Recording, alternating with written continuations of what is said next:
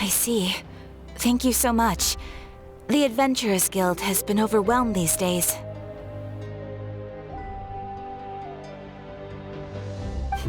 No worries at all. We've always valued the strength of adventurers. Given the current situation, it's vital that we all work together. Since we're facing the same enemies, I'll send you the intel we've collected on the Abyss so far. Then we can take a look at how to coordinate our efforts. All right. Thank you so much. Hi, Catherine. It's us. Got any new commissions? You two have come just in time. I've got some good news. The Pyro Archon has finished assembling her forces and stationed them all across Natlan. Given how the Abyss has ramped up its activities lately, we can no longer afford to act only after receiving news of an invasion. So the Pyro Archon suggested that the Scions of the Canopy and the Adventurers Guild focus on collecting and disseminating intel. That way, we can stay informed of everything that's happening across the land. Once we receive word of enemy activity, we can notify the nearest camp and the stationed forces can take immediate action. Yes, precisely. This should also allow us to focus on gathering information rather than running around and trying to tackle everything at once. So please also take a chance to relax, you two. You've been working hard these days, and this will be a good opportunity for some well-deserved rest. So that's the plan. Whew, we can finally stop and take a break. Paimon knows that. It's not like Paimon just wanted to lay here and do nothing. The movements of the Abyss are always unpredictable. There have also been times when it suddenly became more active in the past. The people here generally see it as something like an acute natural disaster. Once the disaster is over, everyone will return to their normal lives. We just all hope that day will be sooner rather than later. Oh, right. Most people have no idea just how bad the situation has gotten in the Night Kingdom. Huh? Is that the Traveler and Paimon? Hello, hello! Oh, hey, Kachina! Are you feeling better now? Yep. Now really isn't the time to stay home and recover anyway. I wanted to do something to help. I heard that the Pyro Archon is gathering warriors to be stationed in the more remote areas. So I came here to sign up. Don't think I haven't heard about all the things that you've been doing. With everyone working so hard, I've got to do my part too. Oh, by the way, Xilonen told me that she was ordered to forge you an ancient name. She said that she's all set and we can head over whenever we're ready. Wow, so we'll finally get to meet Xilonen, the legendary forger of ancient names. Paimon still can't believe anyone could forge those things. Xilonen is a true master. Not only can she forge ancient names, but also all sorts of new and fun things. She's always got a pile of commissions on her plate, so you usually have to wait a while before she finishes something. In this case, though, she's completely cleared her schedule just to work with you. She wants to give your name her full attention.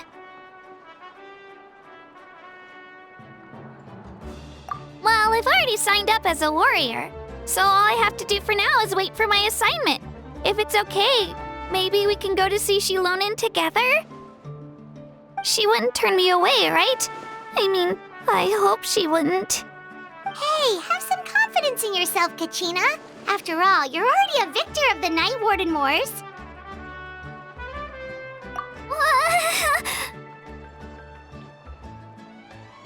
On second thought, maybe I'll just find a hole in the ground to jump into and hide for a while.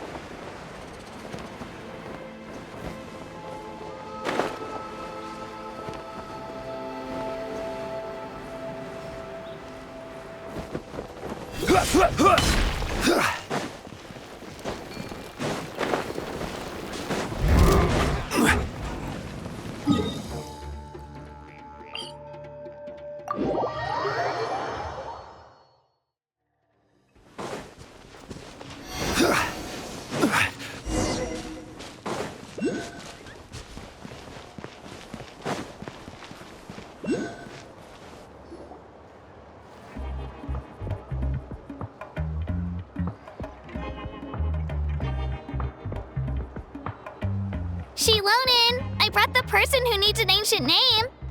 He's super amazing, and I've already learned tons of stuff from him. I can vouch that he's really worthy of a hero's name. Ah, yes, so I've heard. So young, and yet you've already got quite the reputation. Wait, are you Outlanders? Yep, we're travelers who just arrived in Natlan not too long ago. No, I mean, I was aware that you're travelers. It's just no one told me that you're Outlanders. Huh? You're saying the Pyro Archon didn't tell you? No, the only thing she said is that a new hero had pledged himself to the plan. But we'd need to forge an ancient name to ensure he'd be able to return safe and sound. And she did mention that it would be quite difficult to forge an ancient name for them, but at the time, I thought she was just commenting on my skills. But I seem to understand where the true difficulty lies now. Are you upset? Oh, I wouldn't go that far. I'm used to it, really. I just need a moment to process things. The Pyro Archon's requests are always difficult to fulfill, and we used to argue a lot. Honestly, it's probably for the better that she didn't bring this up at the time. Anyway, I can't argue with her if she isn't here, and it'd be pointless to take my anger out on someone else. But, just because I understand her rationale doesn't make me any less upset. After all, she must have known that forging an ancient name for an Outlander is an impossible task. It's impossible? As you probably know, an ancient name is a symbol of a hero's sparing glory, which grows even richer and heavier as generations of successors inherit it. We forge ancient names by engraving the heroic deeds of an individual who will become the first hero of that particular name. Yeah! I saw countless feats recorded in their adventure handbook. It felt like they could do anything. But they were all performed outside of Natlan, correct? Yeah, that's right. Then those deeds haven't been recorded by the Night Kingdom. To take it one step further, even if you had performed heroic deeds in Natlan, as an Outlander, your actions still wouldn't have been recorded by our lands. Only memories and experiences that have been acknowledged by the Wyab can be used as a basis for an ancient name. Even the greatest of craftsmen cannot create something out of thin air, you know. That's just how it is. Seems the Wyab don't want just anyone to get a name, huh? Mawika, of all people, should know better than anyone, yet she's still entrusted the task of forging the ancient name to me. Oh, Paimon gets it. Nobody's happy being asked to do the impossible. Why do I feel like this has happened before? I think last time, Xilonen just ended up running dozens of laps around the hills nearby. Ugh, don't remind me. Let's just focus on how we can pull this off. How to achieve the impossible. You mean you're already willing to accept the task? Well, what else can I do? What's happened is already done, and it's not like I can outright defy the order of my Archon. If she gave me this order, then she believes the ancient name is an indispensable part of her plan, and that I'll be able to find a way to make it happen. In other words, the order is an affirmation of my abilities. Oh, not only has she accepted the task, but now she's looking for silver linings? Yeah! Let's see if we can find some special way to pull this off. If we really can't make it work, I'm sure we can still go back and talk to the Pyro Archon, right? The key is getting the Wyab to somehow acknowledge the Traveler's existence and record his heroic deeds. We heard the voice of a Wyab when we were in the Night Kingdom before. We even had a whole conversation with her. If we can talk to her again, maybe we can figure something out together. Well, every tribe has their own Wayab. How do we know if the one you met is indeed the best one for us to talk to? Plus, considering the unprecedented nature of this situation, I have a feeling that the acknowledgement of one Wayab alone would probably not be enough. I don't know. That requires a level of knowledge that I do not possess. We need to find a consultant who's an expert on all things Night Kingdom and Wayab. The first person who comes to mind is Citlali at the Masters of the Nightwind, the one we call Granny Citlali. Oh, we've heard that name before. We used her Spirit Speaker's Stone to find Kachina's ancient name. A person who can make something like that must be pretty impressive. I'm sure she'd be able to help. Still, she's older now and quite eccentric. It's hard to even book a meeting with her, given that she's constantly holed up in her room and doesn't like to be disturbed. I've heard that to get her help, you have to be extremely patient with her and know how to keep her spirit up. I hate to break it to you, but... Huh. Why is that? I mean, didn't she already help you before? And you even managed to save Kachina. Well, yeah. At the cost of her Spirit Speaker Stone being split into two. Huh? Great going, Moeka. We're already off to a rocky start here. In that case, I guess your only option is to try to emphasize that this is an important order from the Pyro Archon. Hopefully, Citlali would still want to show respect to the Archon. I'll also write you a letter on your behalf. If you can find someone to deliver it and mention some good things about you, then that should help too. Oh, let's ask Kanich to deliver the letter. He understands the whole situation and is already a familiar face to her. Paimon sure hopes a Hal won't interrupt when he's talking, though. All right, Kanich is a seasoned negotiator. I trust that he'll know the best things to say. Great. Then I'll go contact him right now. Please just give me a moment to write the letter, and we can meet up near the Statue of the Seven later. Sounds good. We'll take a stroll in the meantime.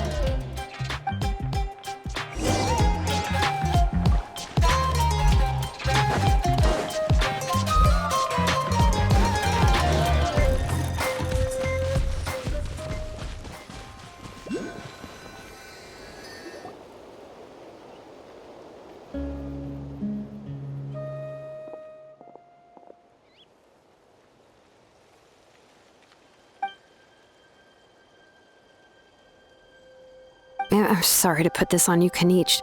It's just that you're probably the only person who knows how to deal with her.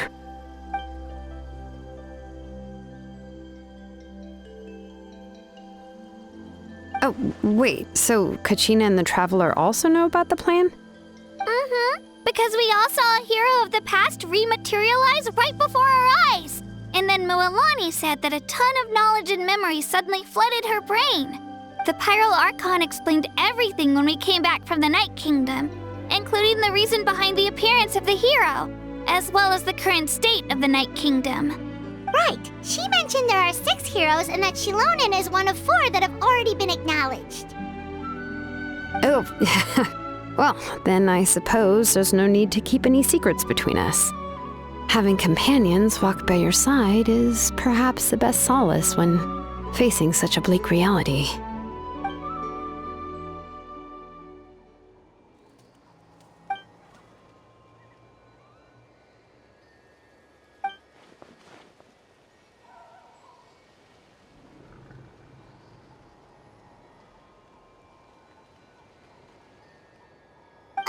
Citlali knows him too?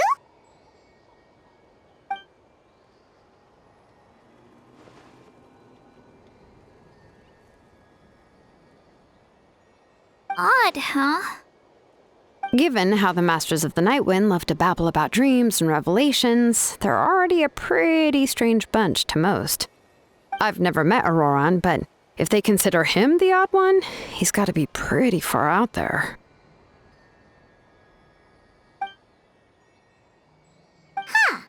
Makes sense.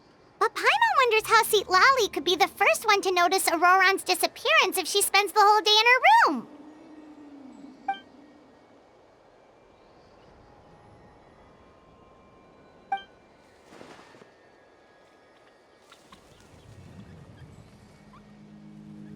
Huh, so if I'm following, you mean we'll help her investigate Ororon and the captain's whereabouts?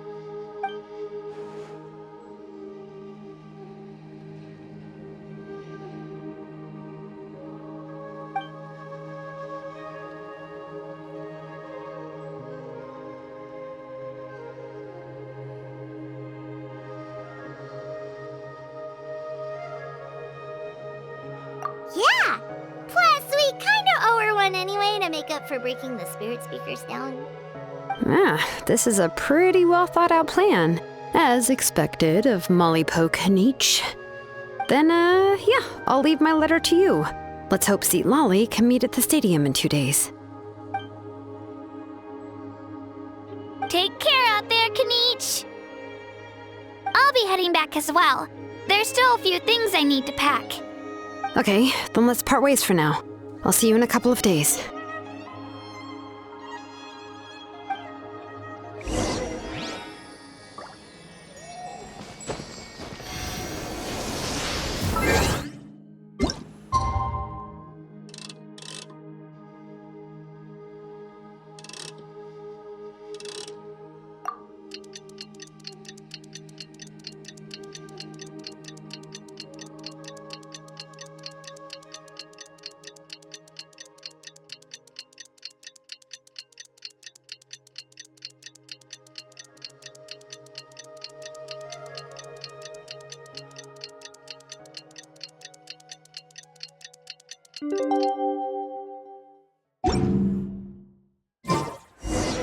Oh, it's time to meet up with Xilonen. Let's ask her how things have been going.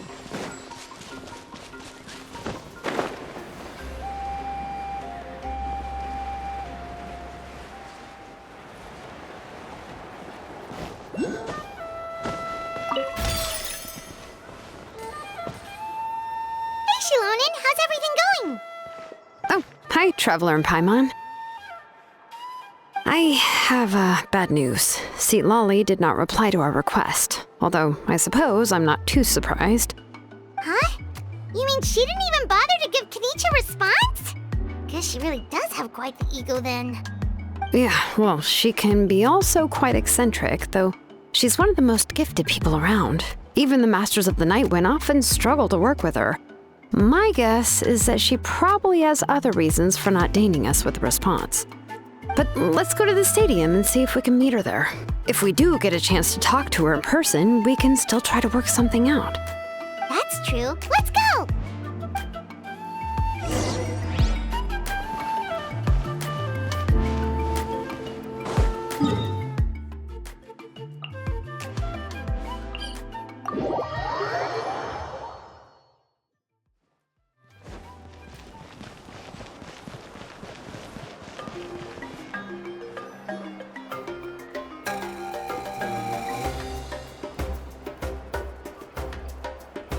Paimon doesn't see anybody. Seems she's just not gonna show up, huh?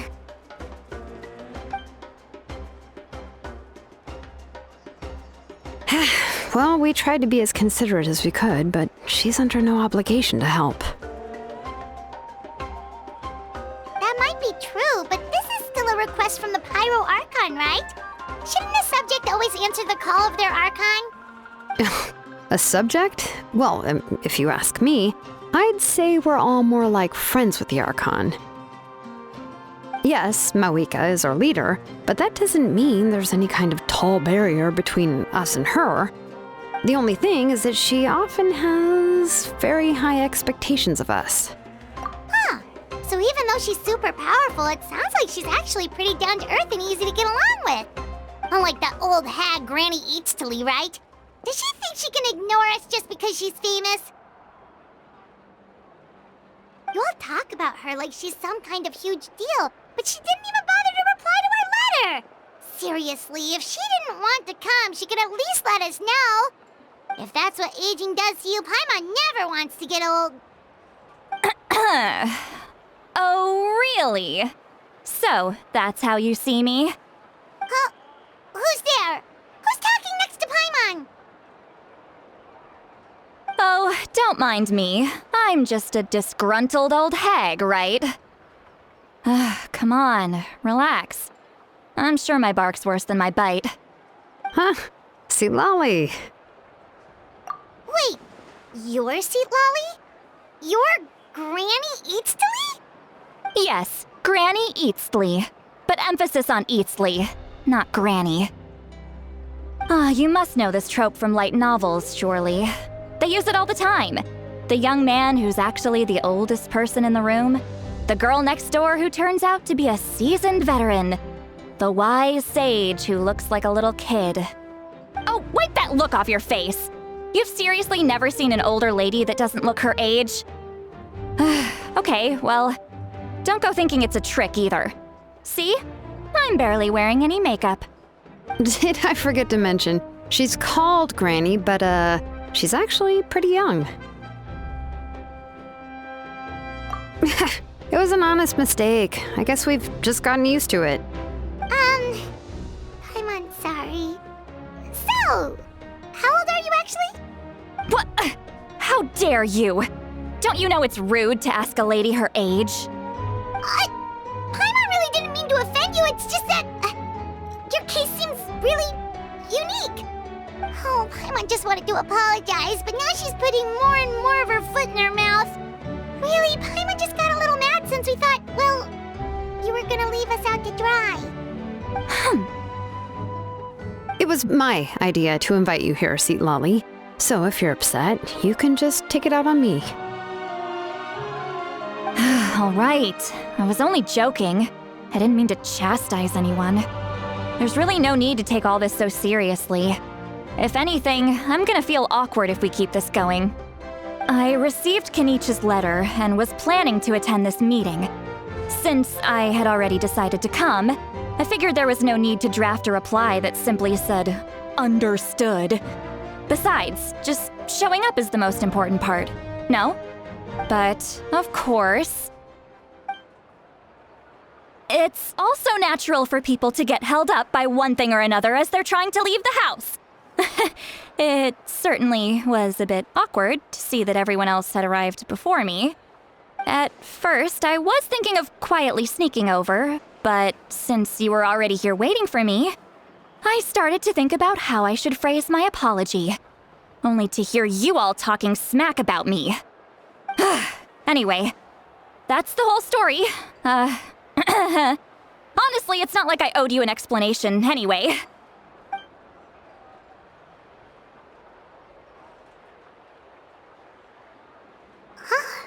What's with that expression? Was she feeling embarrassed just now?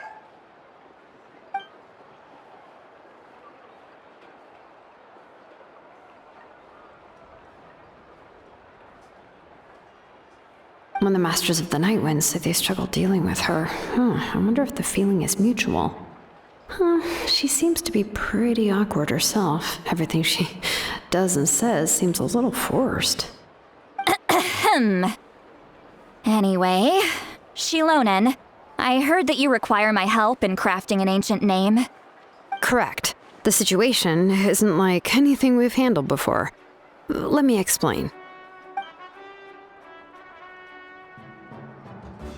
I see. So Mawika has asked you to forge an ancient name for an Outlander. Well, that would be a first. And you've also heard all about Ororon. I must say, he's always been a good kid. I can't see him joining the Fatui of his own volition. He must have been coerced somehow. Yeah, that's what we came here to ask you. We'll help bring Ororon back if you help us solve the problems of forging the ancient name. What do you think? I suppose I'll just call you Traveler for now. Traveler, come here. Let me take a good look at you.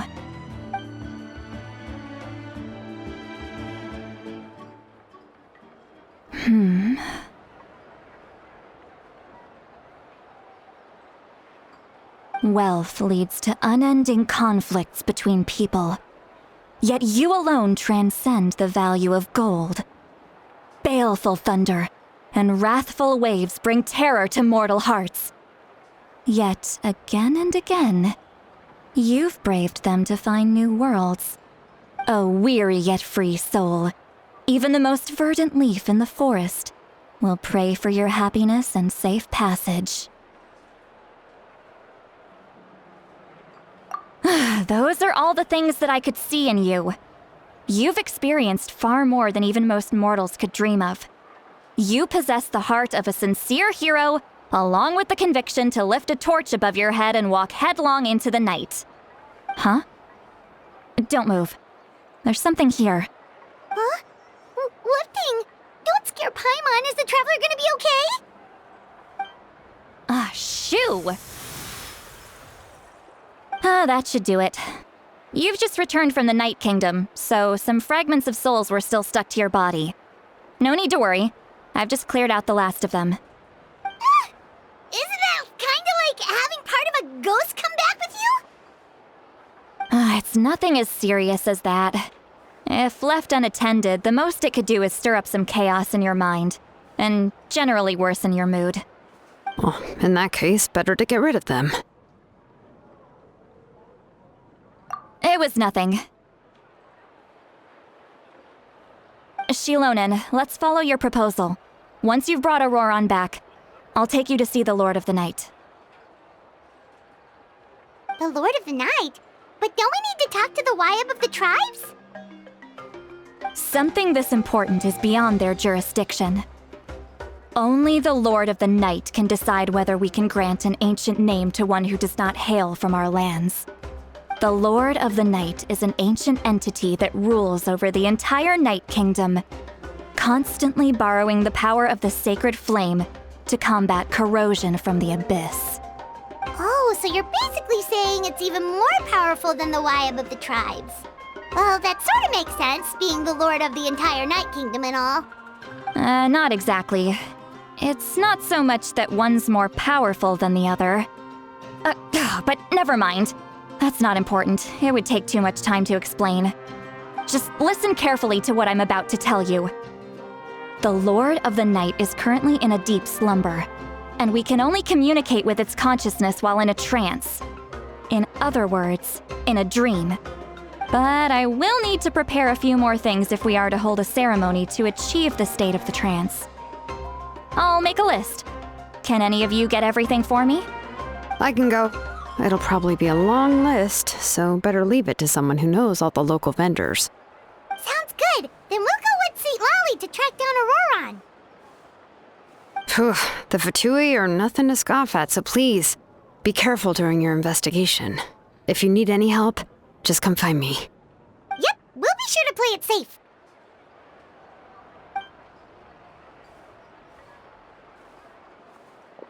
All right, now it's time for us to catch that brat and bring him back. I'm sorry I made you wait earlier. It was actually because I decided to swing by Ororon's place to look for clues. He has always lived alone, and I found a broken jar in his house. There was also something off about his phlogiston aphids, which I assume is because their keeper has been gone for quite some time. And interestingly enough, I saw some slash marks in the house that did not match any of our local weapons. My guess is they were left by Snezhnayan arms. Oh, sounds like the Fatui broke into his house and took him hostage. But why would they kidnap a kid who just spends his days living in the country and raising aphids? He's only in his 20s. What would they want with him? That's not to say that I believe he's totally innocent, of course. Since he's the only one who was kidnapped out of everyone in Natlan, he must have done something to attract their attention. In any case, we'll get to the bottom of this once we manage to get him back here.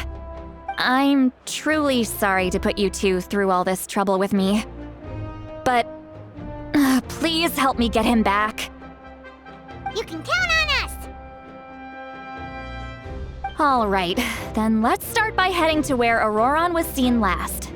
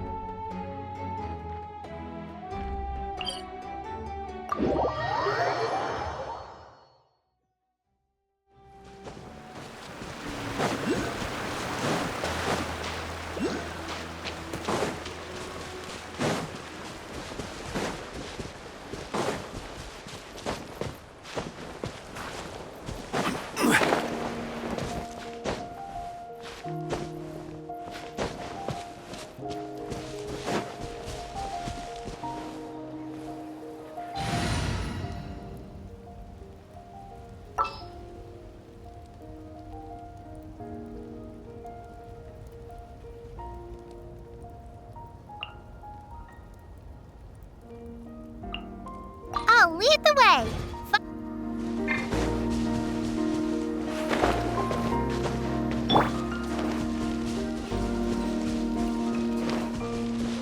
Yugli, you're up!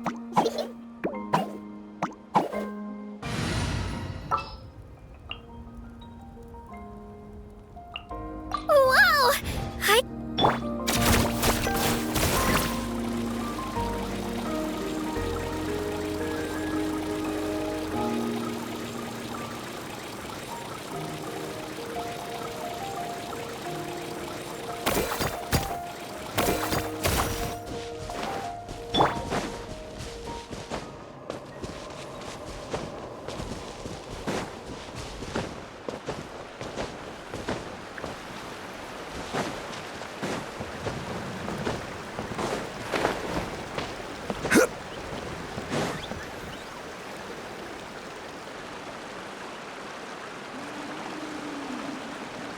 This is the spot. An eyewitness claimed to have seen Ororon speaking to some Fatui soldiers here. I don't know how much you're willing to believe me, but Ororon really is a good kid. I see no reason why he'd suddenly get involved with a Fatui. I'm convinced that what the witnesses saw was actually the Fatui coercing him, or perhaps trying to extract information. However, I doubt anyone would believe me, given there are no signs of a fight. Didn't Kanich say that she's a big name in Natlan? Feels kinda weird to see her so frustrated and helpless like this. Ororon? Well, he was left at the side of the road as an infant, and the people of the tribe took him in. You could say that everyone had a hand in raising him. He learned a lot from us, and once he reached adulthood, he built himself a house out in the countryside. He spends most of his days growing vegetables and raising aphids, living off of what he harvests from the garden. He's always been such a good kid. He would even get his friends to deliver whole bags of fresh produce to my place. Oh well, let's keep looking. He can answer all of our questions once we find him. He's been raising phlogiston aphids for a long time, and since they were disturbed, they secreted a special type of phlogiston. We can use that substance to track his movements. Let's follow the phlogiston trail. Huh? What trail? Paimon doesn't see anything. Oh, right. I forgot your eyes don't naturally perceive such things. Here, give me your hand.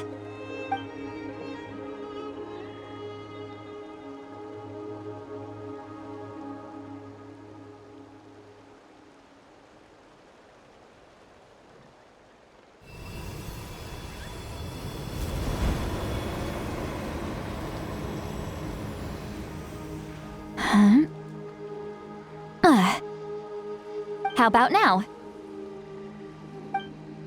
What do you see?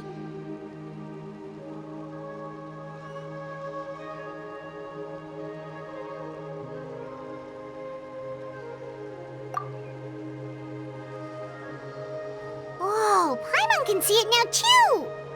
That's right. I used a spell to temporarily transfer a portion of my senses to you. For a short while, you'll be able to see the phlogiston too. Wow, you can even share your senses with us? First time Paimon's heard anything like that. It requires a very rare spell that most people aren't adept at. But don't worry, it's a cinch for me. Between the two of you, it seems the Traveler's senses are a bit stronger than Paimon's. When I held your hand just now, I could sense that you've got a great affinity for phlogiston. You're extraordinarily gifted. Anyway, we'll need to use our vision now to track down Ororon. Good luck, you two. Over here, this way! Citlali might say a lot of deep and confusing stuff, but this spell of hers is really something. What was that? Oh, Paimon was just complimenting you. Really?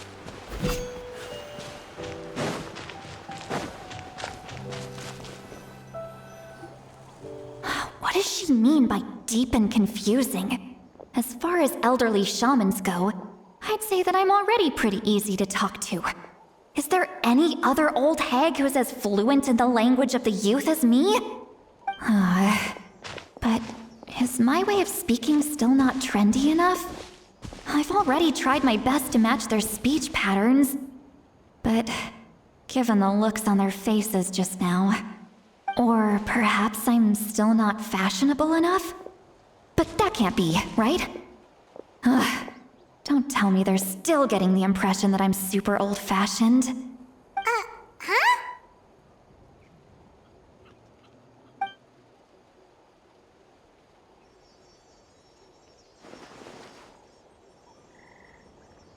Was that Citlali's voice?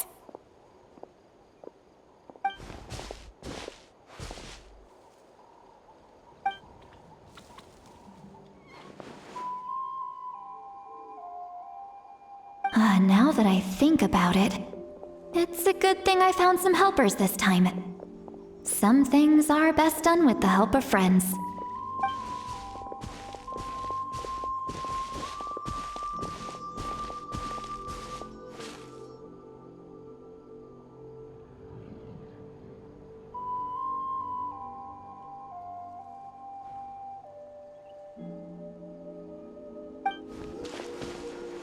Oh?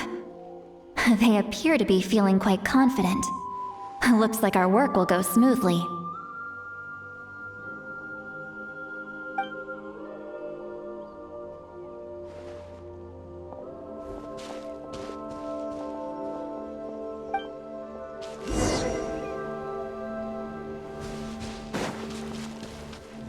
Hey, looks like there's a new camp over there. Let's go take a look. That little brat, I swear. Yep.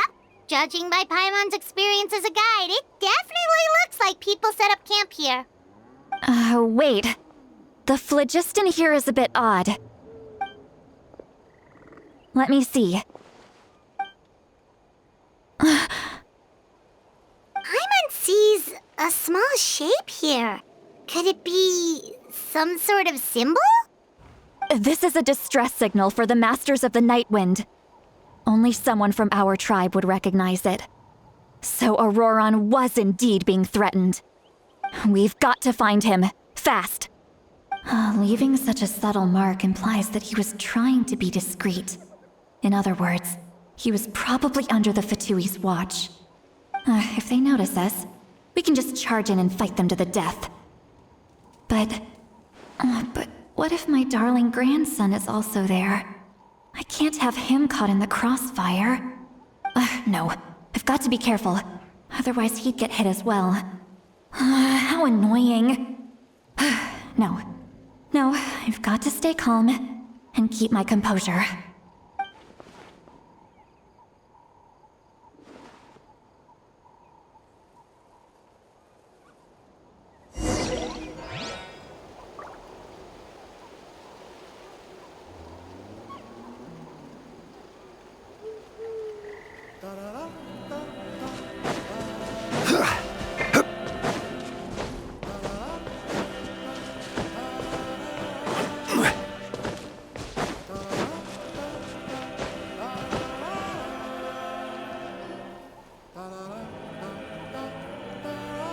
There are traces of people staying here too.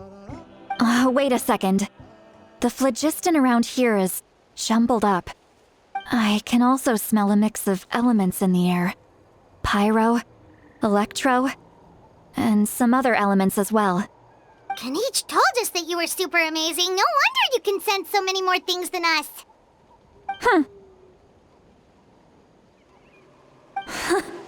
It's about time that little brat said something nice about me. There are signs of a struggle here. Judging from what's left on the scene, there must have been a fight. But after that, the factions seem to have gone their separate ways. Both the phlogiston and the elemental traces in the air support that. Do you still remember the little mark we found before? Paimon's thinking, what if Ororon wanted to leave another distress signal, but was caught by the Fatui?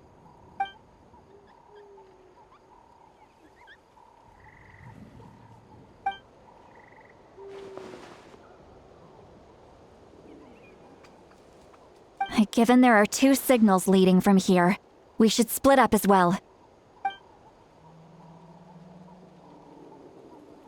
I'll take this direction, and leave the other one to you. Let's meet up again later.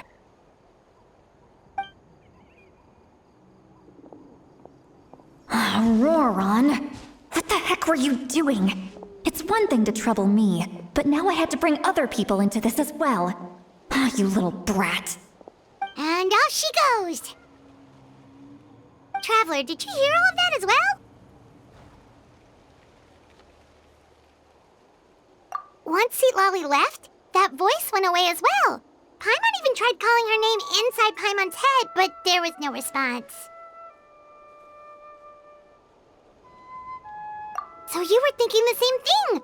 Paimon also thought that if we could hear what she was thinking, then she could probably also hear what we were thinking in our heads. She did say that she was quite adept at this spell, and it doesn't sound like she's had any trouble with it in the past. Huh, maybe we're a special case and can hear her thoughts as a side effect.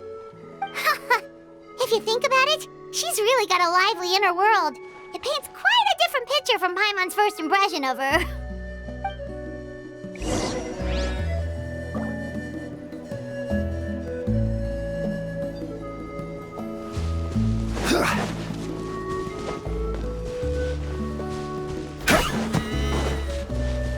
Paimon sees some traces here.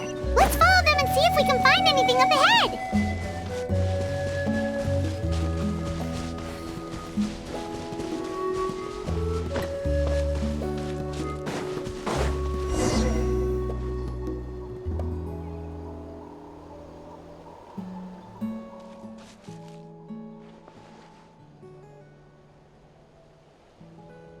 Did you find something?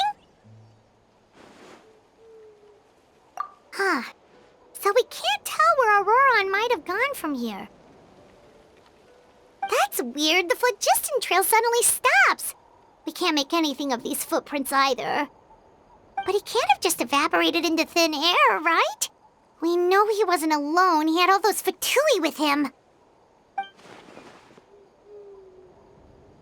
So, you can hear the sounds of the wind from beneath the earth.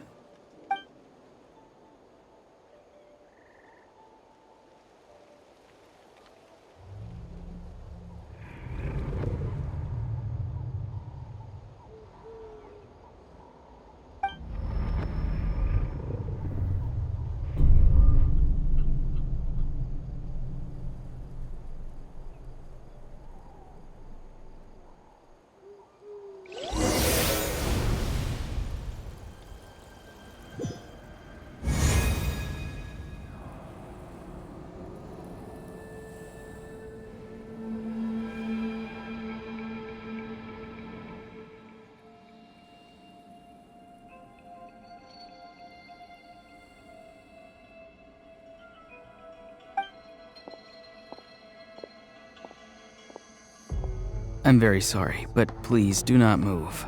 I have no desire to hurt you. I apologize that our first meeting has to take place like this. It's just that you're much like one of those animals with ears that perk up as soon as it senses danger in their environment. And given your combat proficiency, I would not have been able to gain an advantage over you if you were anywhere else in the world. However, you're now in the Night Kingdom, a familiar domain to the Masters of the Night Wind. Hello, Traveler. I'm Ororon, the one you've been searching for. Ah, the Fatui's custody. I see, so even Granny has told you that I was coerced by the Fatui. I'm afraid you've been brought here by a lie. Like a false omen in the lingering smoke. My friend and I only left those traces to lure you here. Deceiving you was never our true intent, however. It was simply the fastest and most feasible way for us to set up a meeting. Greetings, traveler from afar. Be careful with this traveler. His soul is temporarily restrained by us, and it appears to have become more fragile in the process. It's taking all my concentration to hold on to him. It was I who tasked Ororon with leaving the traces to lead you here, and I who used the Master's ritual to bring your soul to the Night Kingdom. I've heard much about you from the past encounters you've had with my colleagues. Given the present situation in Natlan, I would like to sincerely request a formal meeting with you, in person. I will use the opportunity to explain my goals and motivations to you, as well as why I mistrust Malwika, the Pyro Archon. I believe there is little reason for you to blindly follow her plan. If you would like to hear our intel, then find us to the east of the stadium. But remember, not a word of this to anyone. I would like to avoid any further conflict. You will see me again once you return to reality. No matter what I say, please, help me keep this a secret. This is all to avoid dragging Granny into this conflict.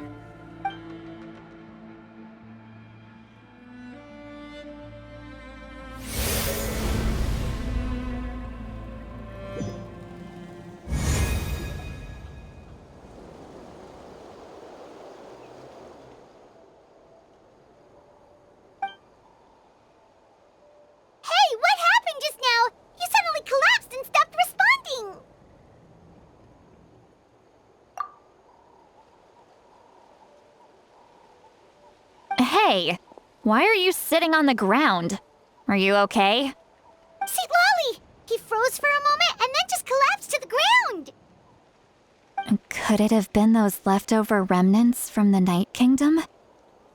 Do you have any itches or pain anywhere? Don't worry.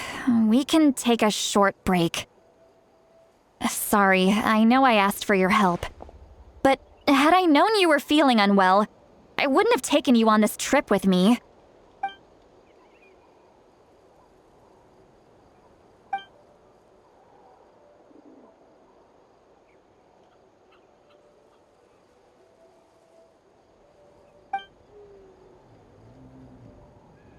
If you're feeling sick, you should just say so. Citlali should be able to, exorcise any ghosts or weird stuff that you picked up in the Night Kingdom. A seasoned traveler must know the importance of not pushing yourself beyond your limit. If you need anything from me, just say the word. In any case, let's take a bit more time to rest now.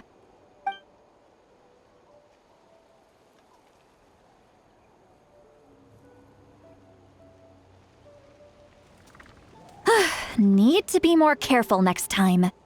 Feeling better yet, Traveler? All right, let's get ready. I followed my phlogiston trail earlier to a stronghold guarded by soldiers. I have a feeling that Ororon is probably being held inside. Oh, so it's close by. Then let's head over right away. Well, I recruited you to be my helper, which means we're in this together. Like the wind and the clouds. We either move as one or not at all. But if you want to make it up to me, then just be sure to fight extra hard when the time comes.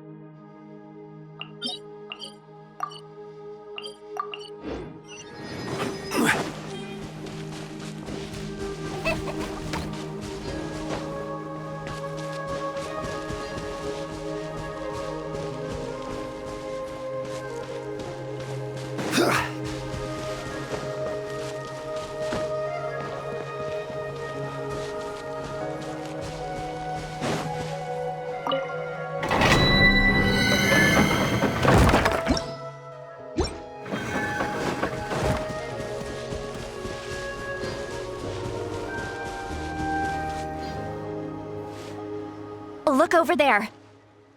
Huh? Paimon thinks she sees someone in the middle of the camp. That's Ororon. So he really was taken by the Fatui.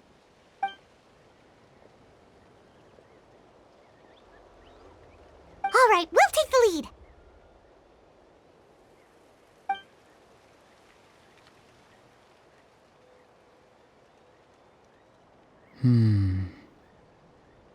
Hey, quit daydreaming.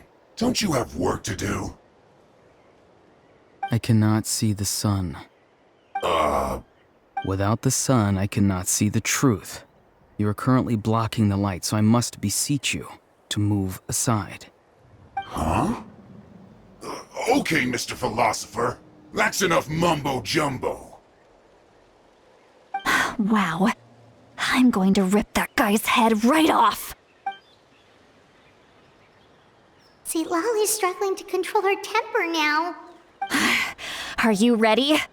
Let's go kick their butts. On my count. 3, 2, 1!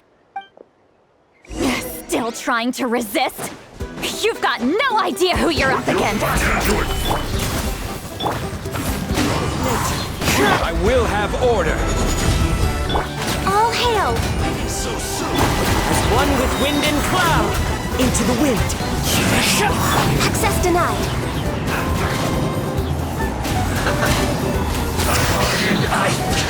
Miscalculated. Ororon! Granny! Paimon knows she's called Granny Eats to Leave, but it's still kind of weird hearing someone actually call her Granny. And greetings to you too, Gramps. What did you just call him? Gramps? Is that not right? You're Granny's friend, are you not? You seem to be approximately the same age as her, so I figured you've got to be Gramps. How many times have I told you? It doesn't work like that. There are a lot of people who look about the same age as me. You can't go around calling everyone Gramps or Granny. Oh, wait. He's not a child, is he? Don't tell Paimon he's one of those people who look like an adult but are actually only 8 or 9 years old. Oh, your words have pierced my heart like a thorned vine. Given how hard those thorns are to remove, I may just need to find a pair of tweezers. Why are you so upset? You can just say yes or no. Of course I'm not a child. It's just Granny always taught me to show gratitude where it's due.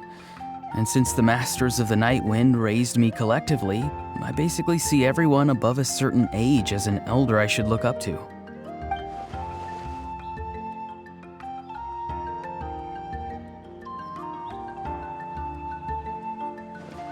Exactly. But if you keep that up, then everyone's going to be your senior. And do you think saying all of this is gonna save you from a scolding, Ororon? Haven't I told you 100 times since you were a kid? Heed the 3 warnings. Be wary of beasts prowling around, scammers looking for their next victim, and strange people who appear out of nowhere. Oh, so you do remember, and you just chose to ignore them. I always knew that living on your own was going to get you into trouble sooner or later. But getting kidnapped?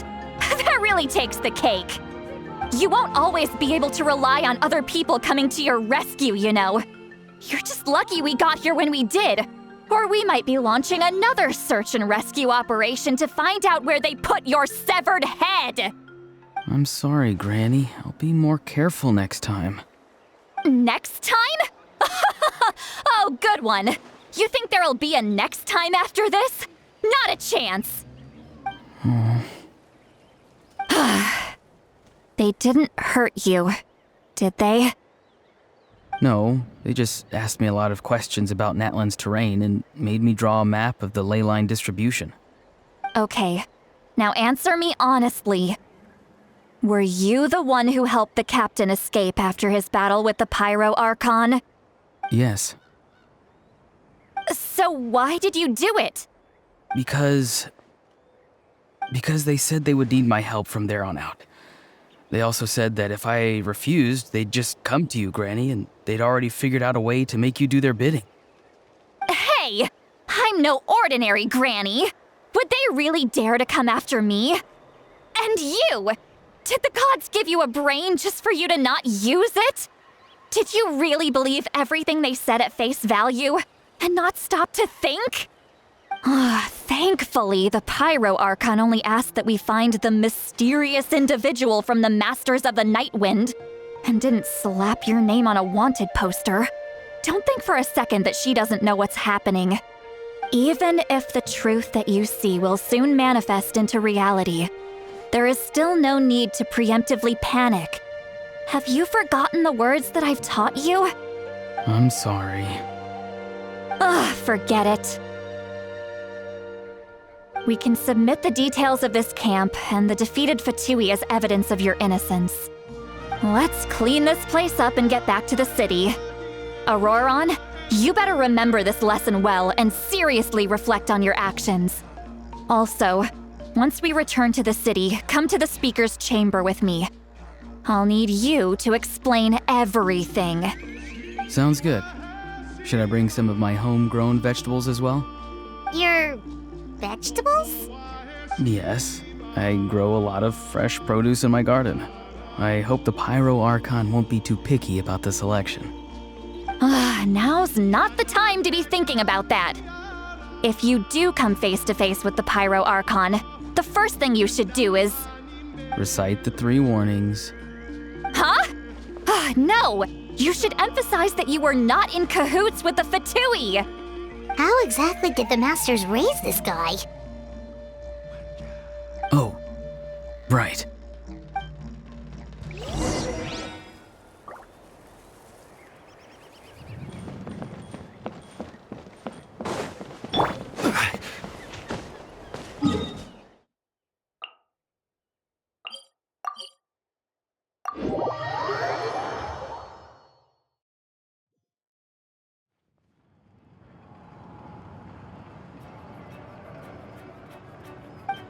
I see. So Ororon came to the captain's rescue because he promised to help him in exchange for Citlali's safety. That's right. I'm sorry. Now that you know Ororon was only trying to protect another member of his tribe, could I ask you to petition the Pyro Archon for her forgiveness? We'll give her a full report. We'll let you know once she's reached a decision. Will I need to stay here? Technically, yes. But if Miss Citlali is willing to serve as your guarantor, then we can release you from custody. Sure. I'd be happy to do that. I don't have any more time to waste here. I still have other things to do. Understood. Thank you very much. Mr. Ororon, please report back to the Speaker's chamber as soon as you've received notice of the Archon's decision. I understand. Thank you. And thank you too, Granny. Well, at least you won't need to hide your face anymore. Traveler, Paimon, thank you very much for your help. And don't worry, I haven't forgotten about my side of the deal. Once Ororon is settled, I'll go talk to Xilonen and get started on forging an ancient name for you. Oh, thank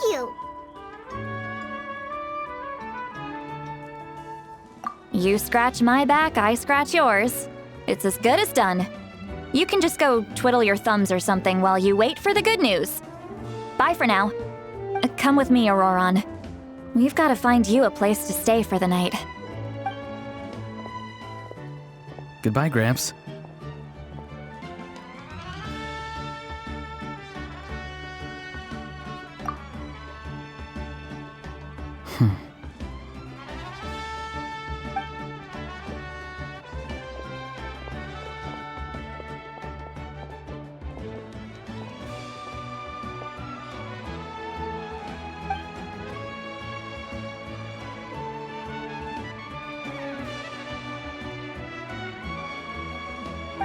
We're finally done. All right, it's time to find some grub. Huh? What is it, Traveler? What? The captain? Sorry. Paimon just didn't see that coming. So you really saw him in the Night Kingdom? And he didn't attack you? Oh, that Ororon, what is he up to? They sounded earnest enough just now. Paimon would have never guessed anything was happening. All that stuff about protecting Citlali and being forced to help the Fatui, when he's actually been a willing accomplice all along. Yeah, you're right. Still, Paimon appreciates you telling her about this. Paimon will support your choice no matter what, so if you want to go, we can go together. We still have another whole day before the meeting, so we'll just meet with them when the time comes.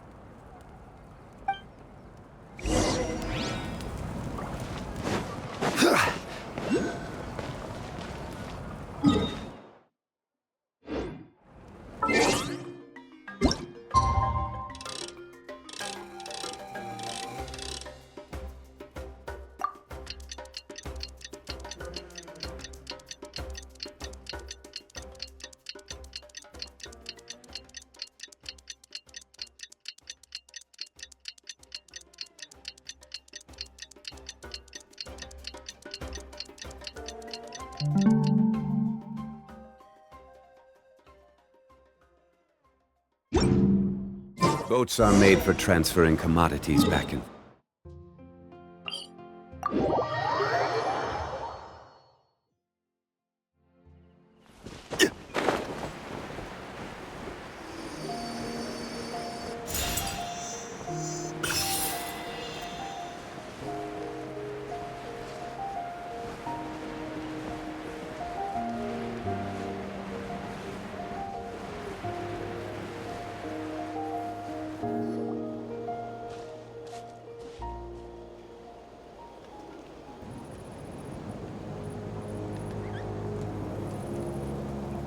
Weird. Paimon doesn't see anyone.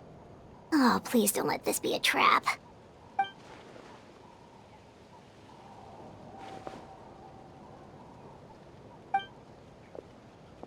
What was that? Good evening. Nice to see you again. It's you. You shouldn't pop up from behind people like that. What are you, a ghost? I'm terribly sorry. It's just a force of habit. Ugh, and what's with you apologizing all the time? You sound so polite and honest, but you're actually doing shady stuff behind people's backs. You're right. Granny tells me that too. Huh. Come to think of it, you remind me of her. Sometimes you two sound really similar, you know. Oh, so you're gonna call Paimon Granny too now? Well, I could.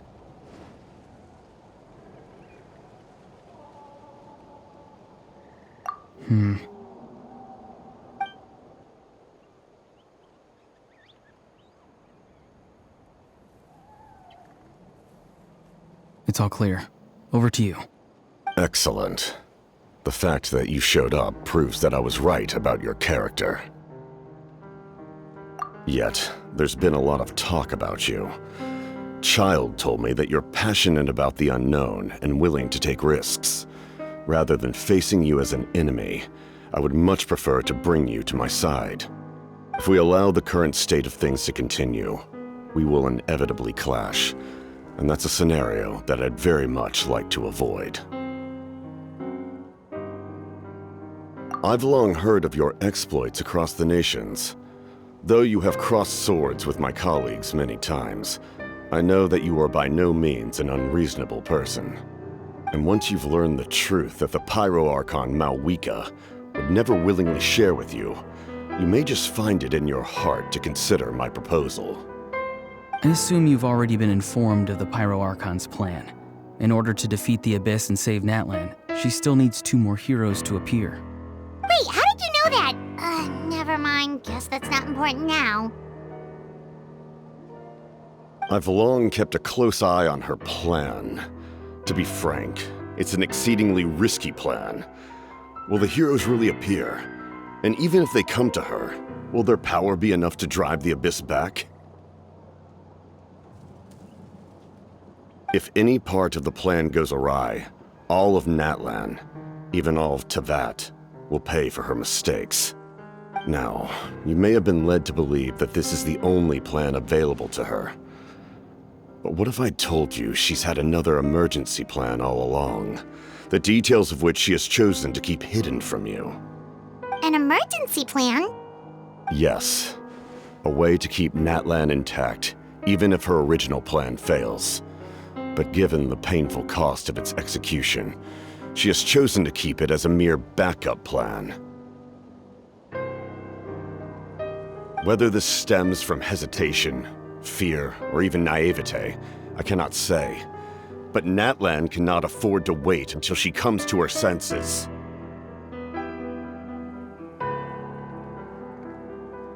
My fear is that given the enormity of the decision, she will be reluctant to confront the dire reality we face until it is too late. There will be no time left to execute the backup plan, and all of Natlan will be lost to the abyss. We have to make the decision for her, here and now. Yeah, do you have any evidence for all this?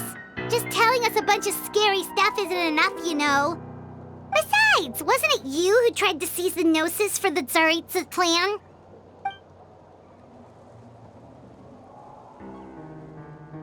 I knew you'd be clever enough to see. That's right. I did not seek the Gnosis for the Tsaritsa. Since I was defeated in battle, I must put to rest my thoughts about the Gnosis. But even so, my desire to save Natlan remains unchanged. And now, I have found a new way to solve the crisis. We can implement it immediately if we reach an agreement. Someone's here. Huh? The captain disappeared! Something is rapidly approaching. Oh no. Something? Bad news, chump! It's your granny! Oof. Citlali! When did you get here? I knew something was amiss after we were separated. Hidden ceremonial tools, an unconscious traveler. I must say, I'm very curious about what you're up to. How dare you go behind our backs like this, Ororon? Colluding with the Fatui? Really? Oh, here we go again. Cat got your tongue, huh? You really think you can avoid a scolding just by staying quiet? I'm not trying to avoid anything. Oh, and now you're talking back. Well, go on then. Explain yourself. What the heck are you up to? I'm sorry, Granny. I feel so guilty. You! That's it! Where are my tools? I swear if I don't teach you a lesson right here and now, I'll... Wait, Citlali! Please, calm down. We, still learned a lot of info, didn't we? Like the fact that the captain isn't trying to seize the Gnosis anymore. So, maybe just save the scolding for later, okay?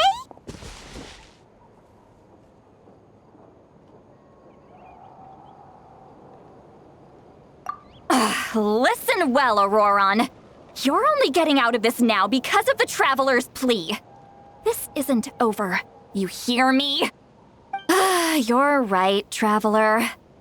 Let's go. We can discuss this more back in the city. You two keep an eye on Ororon for me, okay?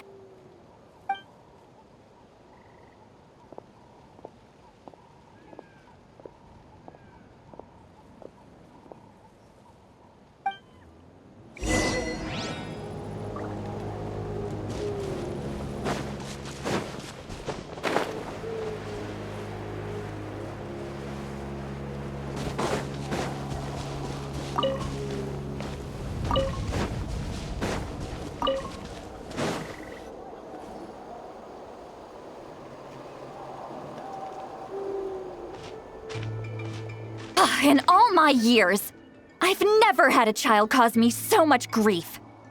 Do you seriously not see what's at stake here?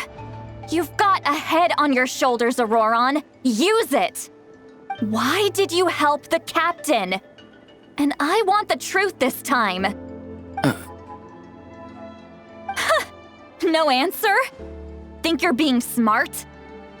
Then let me ask a different question. What does the captain want? What is his purpose in Natlan? Really? You're just going to stonewall me?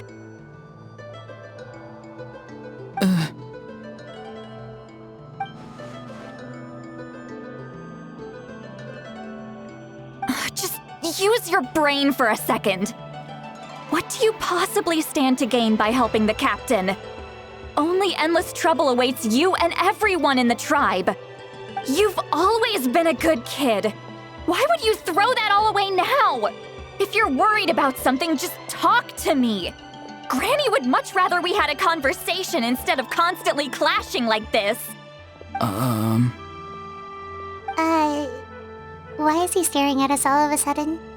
I'm sorry that you have to hear all this. You're very kind. Most people would have fled by now. Not everyone can handle Granny's scolding. Oh? You dare gossip between yourselves instead of listening to me? Sorry, Granny. Sorry, Granny. Sorry, Granny. You know what? Fine. I'm perfectly aware that everything I say goes in one ear and out the other. You're all grown up now, so why would you listen to an old hag like me? You say all the right things, but then you go and completely ignore me. Well, if that's how you're going to treat me, you can stop sending Aoife over to my place to deliver your stupid vegetables! I don't need anything from you! Who's Aoife? A delivery person? That's irrelevant. The point is, he hangs out with this kid, so he must be no good. You kids get to a certain age and suddenly act like you know it all. There's nothing I can say to get through to you. Ororon, if you're still thinking about that so-called duty, then please, just forget about it. The ley lines did not fall to this state because of you. And we've long closed the book on that incident. Seems they've started talking about some kind of tribal history. I'm starting to get lost. That's not it, Granny.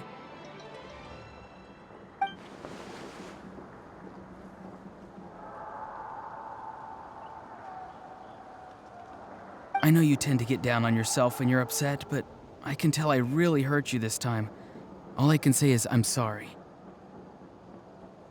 His voice. Ororon! Where have you gone?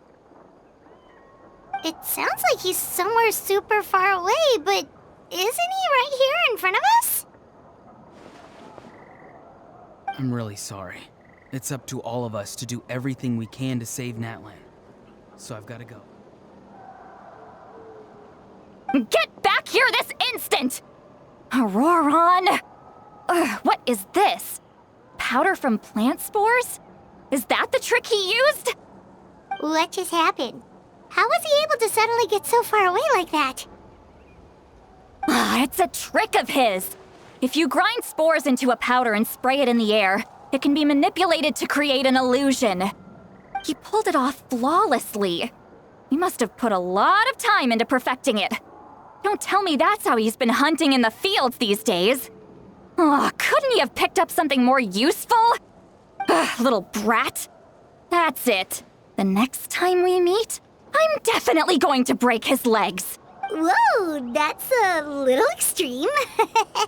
But still, why does he feel like he needs to run from us? If his goal is also to protect Natlan, then can't we work together? I'm sorry for interrupting your conversation with them earlier.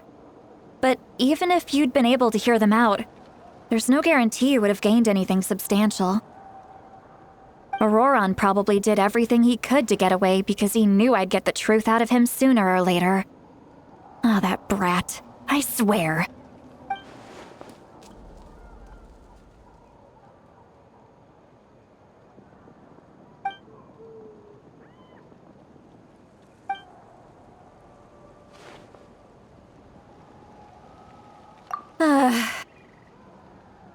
We've got quite a long walk back to the city. Let's take our time. It'll give me a moment to figure out how to explain all this.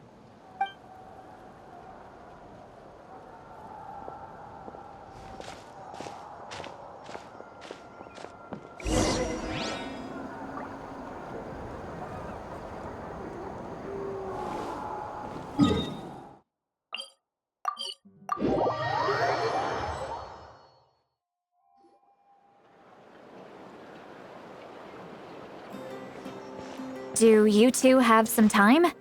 Feeling hungry? How about we get something to eat? Oh, right. It's been a while since we last ate. Now that we can relax, Paimon just realized how hungry she is. Then let's go. We can find somewhere to sit down and talk. Food and drinks are on me.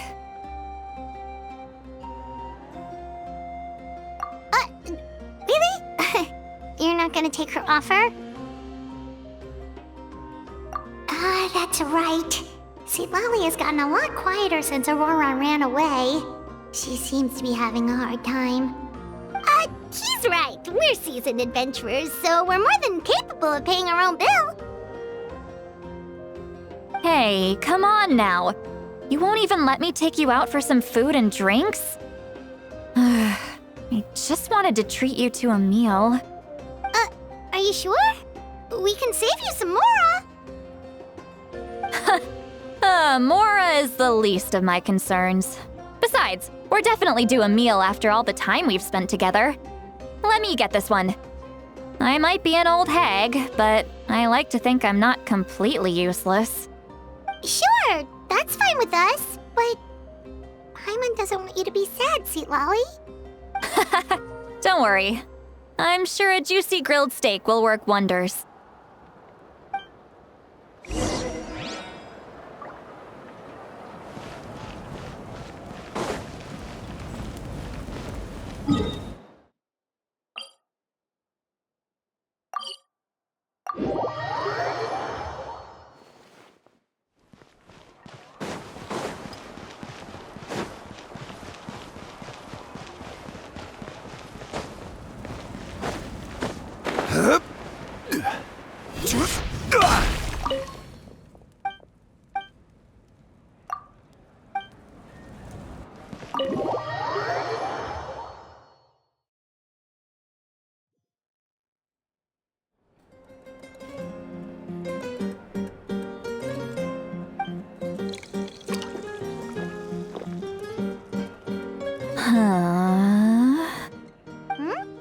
What are you looking at? Do you see two people standing by the door? They look like spitting images of each other. Are they twins?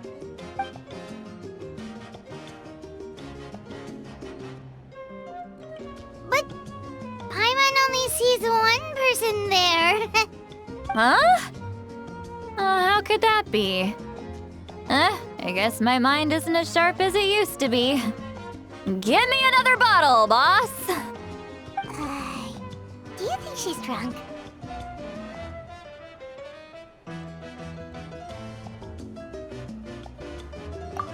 There you go, miss. Oh my, it's not every day you get to see Granny Itzley here with some friends. Not to mention ones who've made a huge name for themselves recently. Oh, so you've heard of us? Of course I have. Aren't you the ones who saved Kachina and brought her back? No wonder you hit it off with Granny Citlali. She wouldn't spend time with just anybody, you know. I don't even remember the last time I saw her with a new friend. Wait, so you call her Granny too?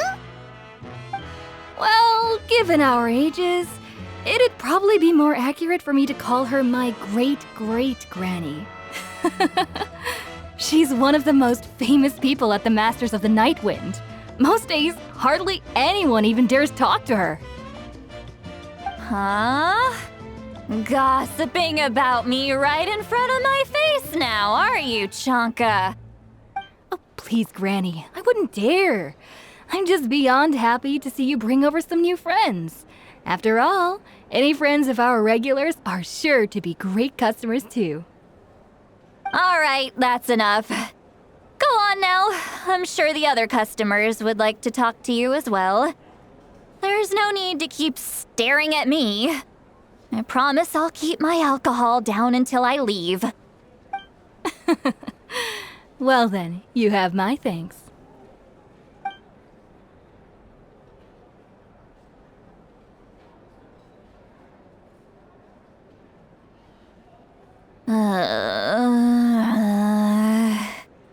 Citlali? Citlali? Who's that? You guys.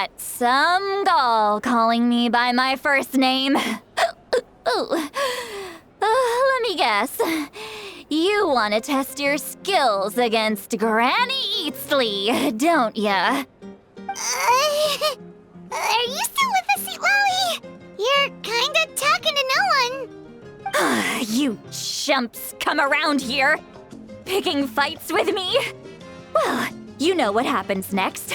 You lose, and then run off home to tell everyone about how I'm this big scary bully. It's always the same story. You brats start it, I finish it, and then I end up with the reputation of being some kind of terrible monster among the shamans. I mean, come on. Monster? Me?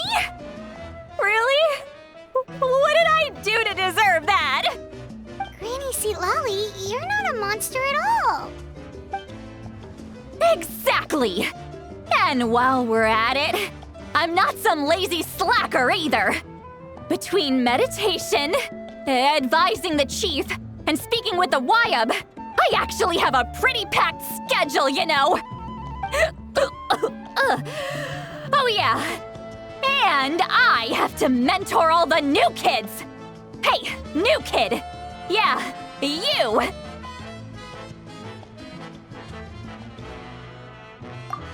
Don't play dumb.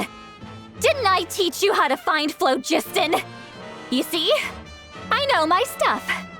I'm a good teacher! You tell him!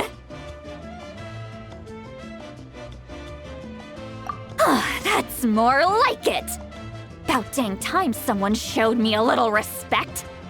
Yeah, Granny's a hard worker, all right. You can always rely on old Granny.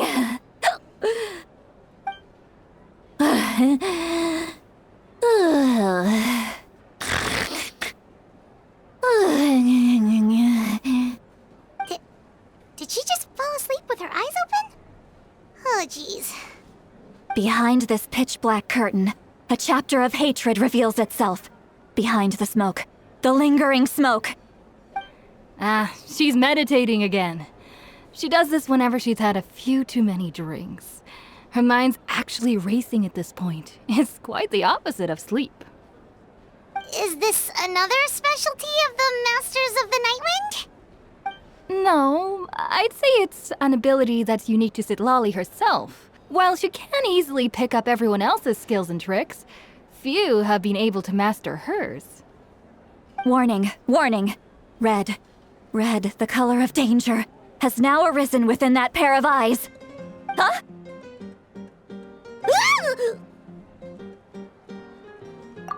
Traveler? Paimon? What's wrong? I'm gonna hurl. Hang on, just keep it in. Phew. Okay, it's passed. That was a close one. You had Paimon worried. Paimon really thought you were about to barf all over the table just now. How embarrassing. I'm sorry you had to see me like that. That's never happened before, I swear. I've never thrown up, not once.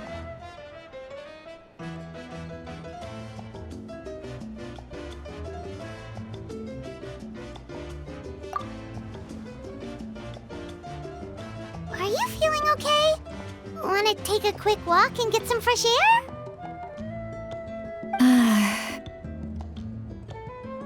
There's so much that I want to say, but I can't. Why not? Of course you can. Just say whatever's on your mind. Please, Paimon. It's not as simple as you think. We've only known each other for a few days, right? What would you think of me if I were to start dumping all of my complaints on you after we've only just met? Oh, Paimon gets it. You're hoping that we wouldn't think less of you no matter what you're about to say. No, that wasn't my point at all!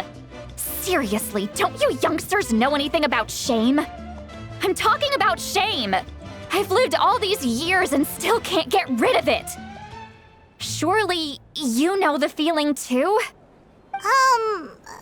Actually, about that.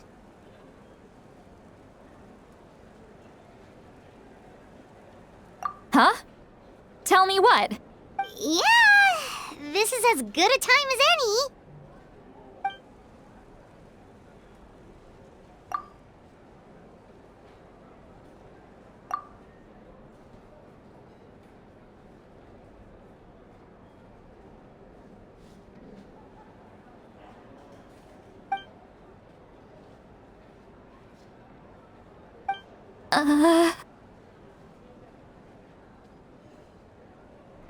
So, you heard my... It's okay, Citlali. You had every right to complain about those things. I can't take it anymore! Why do these things happen to me? Hearing me mumble under my breath is one thing, but hearing what I mumble in my own head? That's too much! It's just like when you're rolling on the floor in your pajamas, but you forget to lock the door, and someone bursts in to deliver cabbages and sees the whole thing! So that, happens to you a lot. It happens to people in general, okay? Doesn't matter if you're 200 years old or 1,000 years old. Everyone rolls around in their pajamas sometimes. I was just picking something generic. Take a walk with me. I have things to share with you. Looks like she's completely given up. Like those criminals who just confess everything and accept their fate.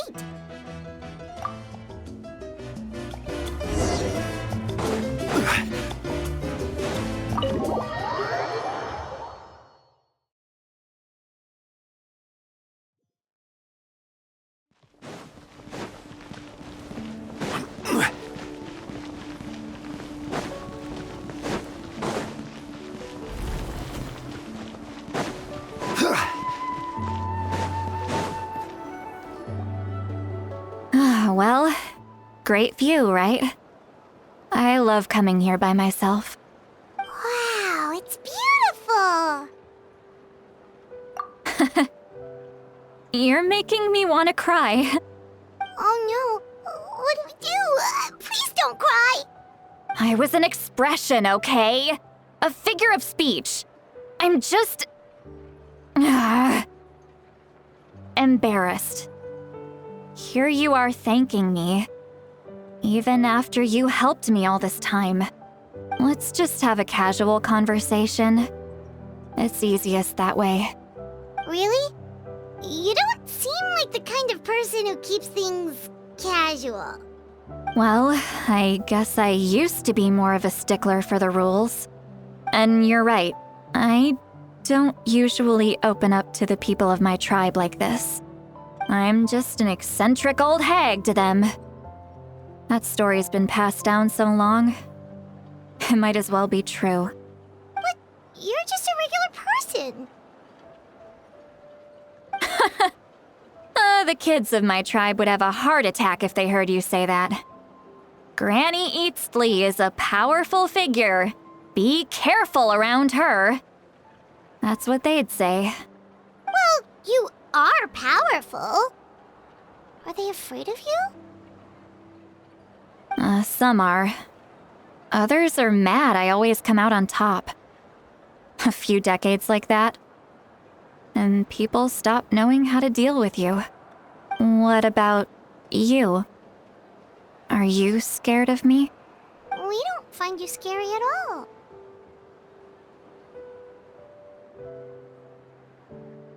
Huh. That's because you're not from my tribe.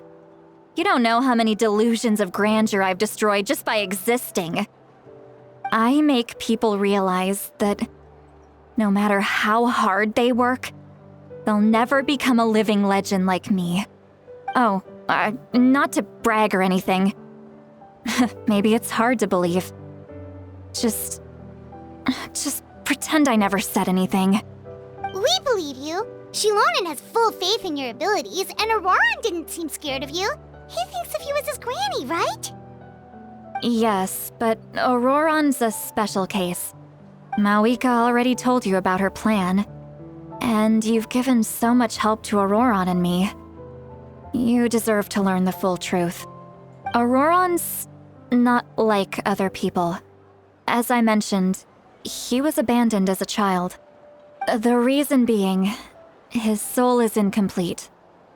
The Masters of the Nightwind view this as a bad omen, capable of bringing about illness and misfortune. No one knows who his parents were. He was just left on a rock in the wilderness. It's a miracle he wasn't devoured by some wild beast. The Masters of the Nightwind believe they can see human souls, and in Ororon's incomplete soul, they saw a possibility for Natlan. A possibility to turn Ororon into a vessel for lost souls. The ceremony would allow lost souls to gather within him. Ororon would then be sent to the Night Kingdom to return the souls to their rightful place, strengthening the ley lines and completing the ceremony.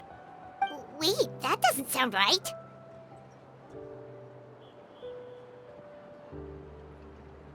Now you see the problem. When damage occurs to the Night Kingdom, the souls held within disperse and remain adrift, unable to find a way back to the ley lines. This loss of souls damages the Night Kingdom even further.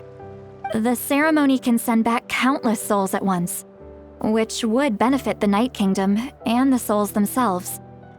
Of course, the vessel, Ororon, would be sacrificed in the process. I wasn't surprised the chief at the time came up with the plan. The ley lines were already in a terrible state. A suitable candidate for the ceremony appears, and now you have the chance to make things better.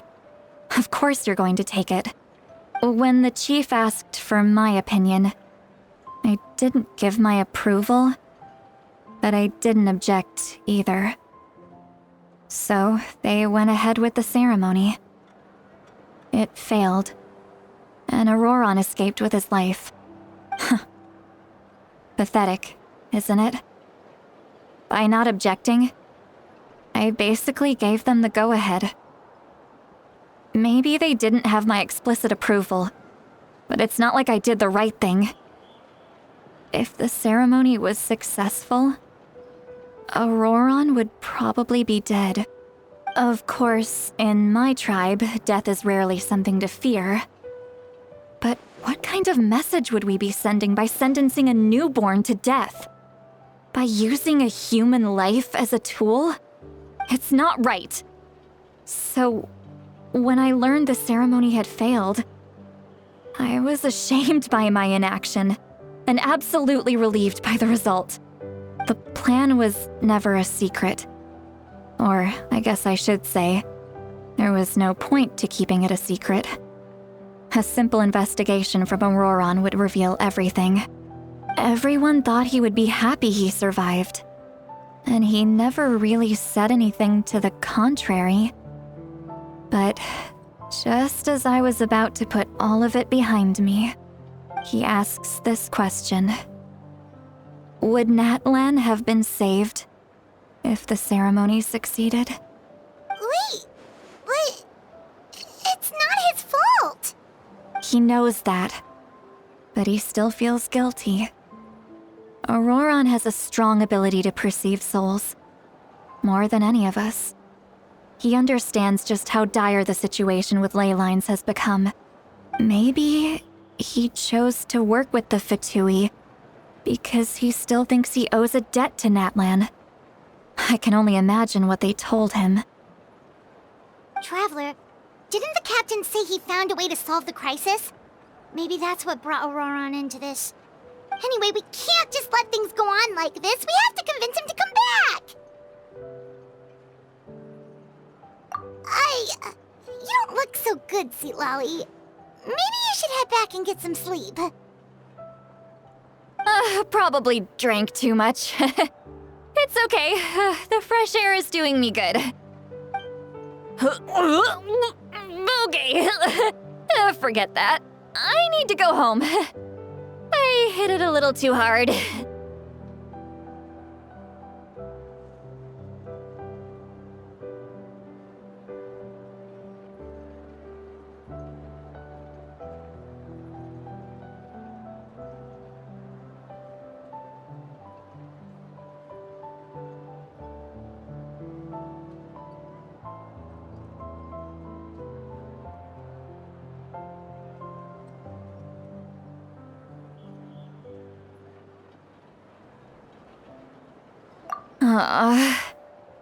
You've helped me so much already.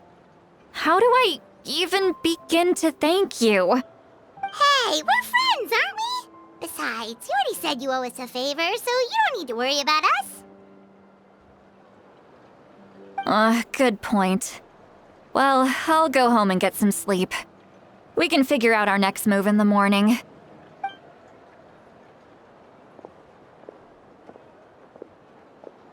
Friends.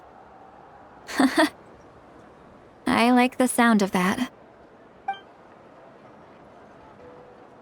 Ororon's probably back with the captain, don't you think? You mean about the backup plan? Do you really believe what the captain told us?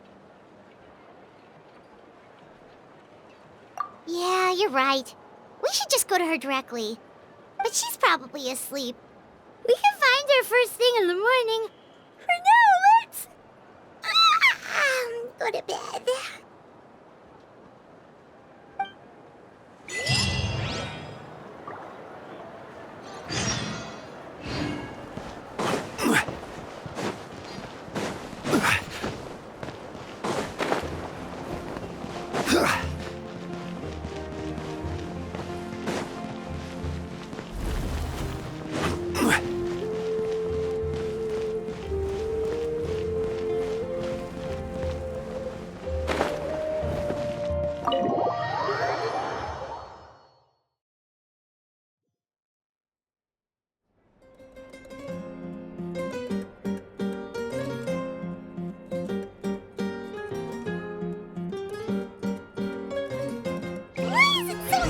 Outside. Paimon still haven't sleep. Well, guess we should see what's going on.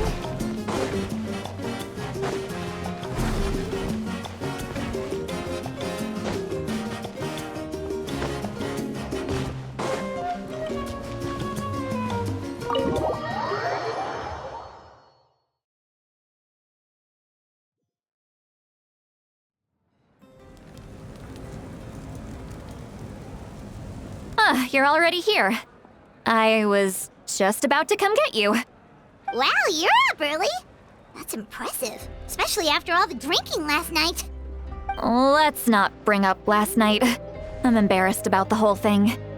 Anyway, I was also woken up by the commotion. Looks like all the warriors from the stadium are on the move. I heard many areas have been attacked by the Abyss, including the Masters of the Nightwind. I need to head back right away. The Abyss attacked again? Are you sure you can handle it on your own? Do you need our help? I'll be fine.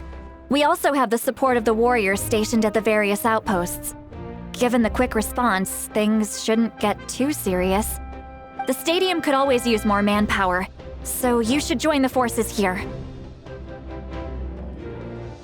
I'm done making excuses for him.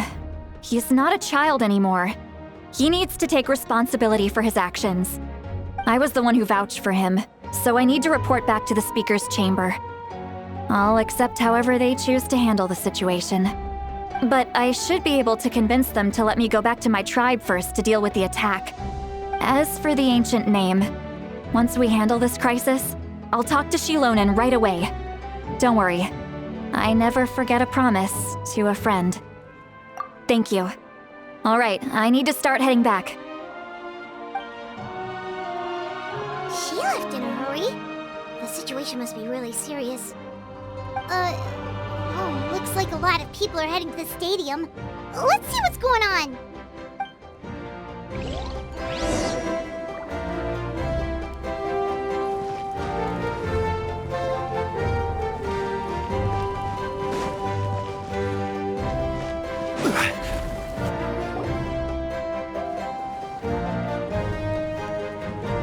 Traveler, over here! Perfect. Our star Outlander has appeared. Oh, you're all here! But, what's with the whole Star Outlander thing? Just my way of saying how awesome you are. We've got a real emergency on our hands, so this is the perfect time for you to show off your skills. Alright, but can we get a quick rundown of the situation first? The Abyss suddenly attacked the Collective of Plenty, the Masters of the Nightwind, the Children of Echoes, and a number of our camps and outposts in the wild. Yes, and the attacks are increasing in frequency. The tribes have plenty of defenses, so they're safe for now, but I can't say the same for the adventurers and merchants stuck in the wild. Chaska and I have been searching for survivors and treating the wounded. We just got back, but we need to head out again soon. I plan on heading back to the Collective of Plenty, just in case my tribe needs me. What about you, Mualani? Where are you gonna go? I'll go help the Children of Echoes. They're the closest, so I can start fighting right away. What about you guys? We could go together. Yeah, that does sound important. No worries. Just leave the Children of Echoes to us. Who knows? Maybe yours truly will have the Abyss on the run by the time you're finished. That would be pretty great, actually. I hope my tribe gets through okay. It'll be fine. Your tribe doesn't do all that bodybuilding for nothing. Let's part ways here for now. And most importantly, be careful, everyone. Oh, and some of us need to avoid getting contaminated by dangerous-looking substances. That will make my job a lot easier. Koichi, do we really have to do this now? It's alright. She's just looking out for everyone. Alright, let's hurry up and talk to the Pyro Archon so we can help the others.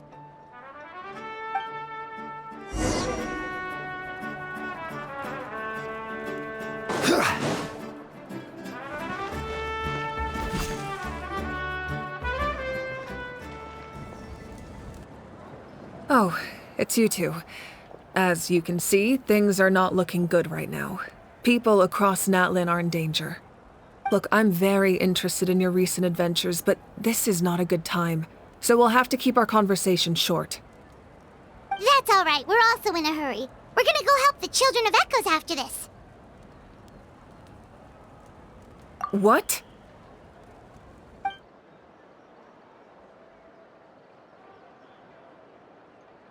So he thinks my plan is too risky. He thinks I'm being stubborn.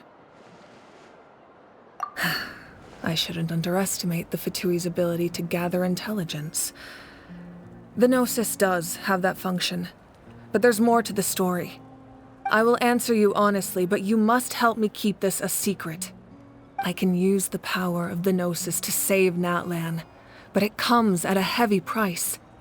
The Gnosis would drain all the souls and memories from the Night Kingdom and weave them into a giant net, which would surround the ley lines and protect them against abyssal corrosion. Wait, you can use souls to weave a net? But does that mean... Yes. It means sacrificing those souls in the process. Souls are just another form of life. The cruelty of this method is self-evident. The Night Kingdom not only houses the souls of the dead, but also our memories and legends. Using the Gnosis means converting all three into material for the net, erasing our history and culture.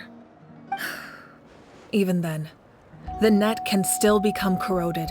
If we cannot find a way to repair the damaged ley lines before that happens, then all those sacrifices are for nothing. Given the enormity of the price, it's a solution I refuse to consider right now. I want us to win, but I also care about how we win, and what that means for us in the end. Now it's true, both plans come at a risk, but after weighing our options, this is our best bet.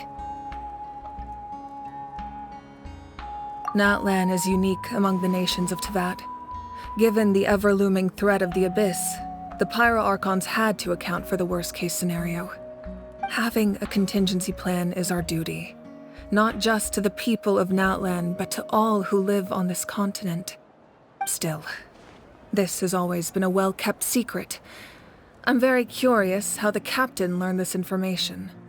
Oh, one more thing? The captain said he found another way to solve the problem.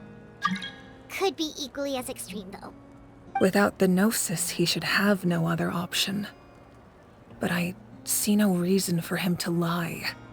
Seems like our only path forward is to track him down, so he can answer that question for us.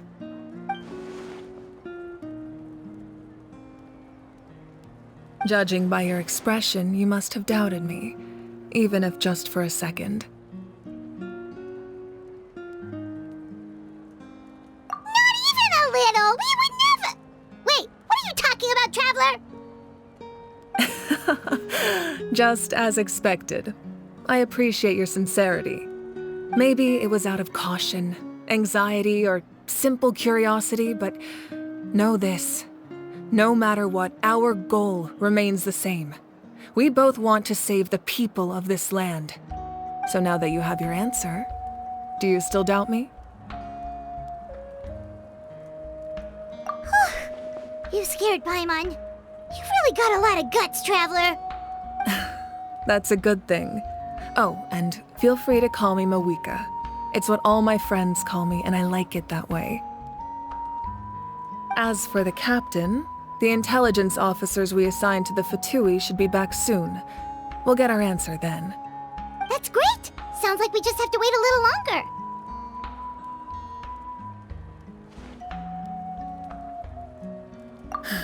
Not just yet.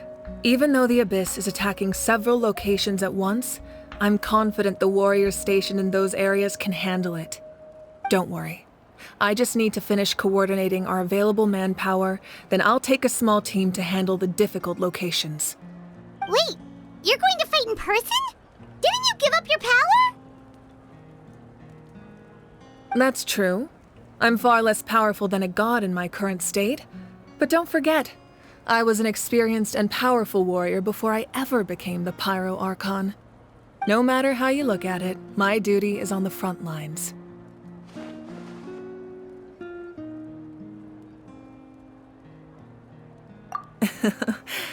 I just think there's strength in numbers. If the people feel emboldened, that's just a bonus.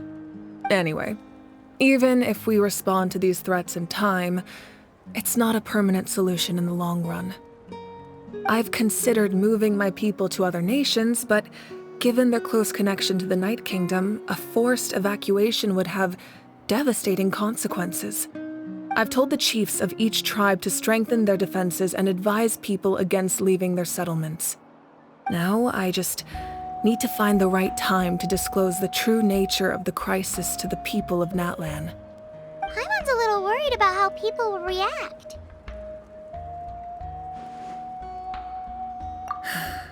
Yes, but that won't be the only response. In any case, that's for me to worry about. I'll let you know when we have more information on the captain. All right, we should head out. Maybe we can join up with Moani. She can't be too far ahead.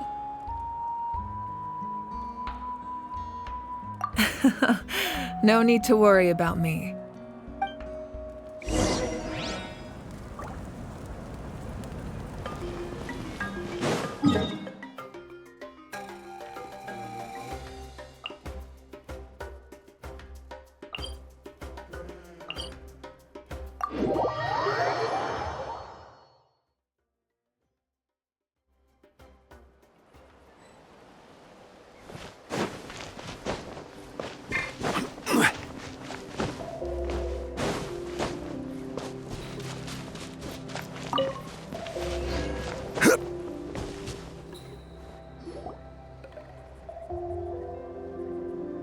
Quick, over here! To safety!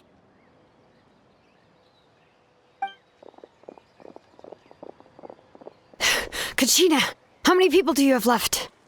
They've all made it out. It's the Traveler and Paimon! They're here! What's the situation? There's a trapped caravan that needs our help. We need to rescue them as soon as possible. We'll go together. I'm coming too.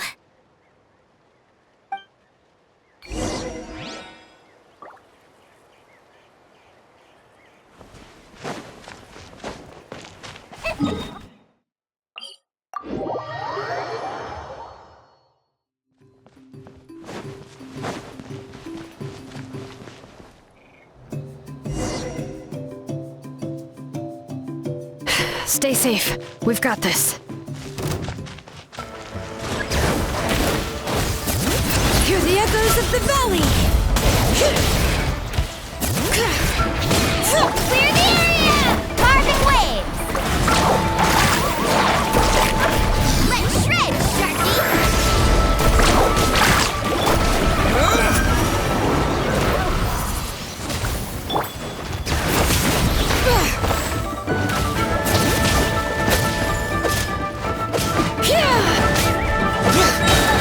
Letting grave names echo!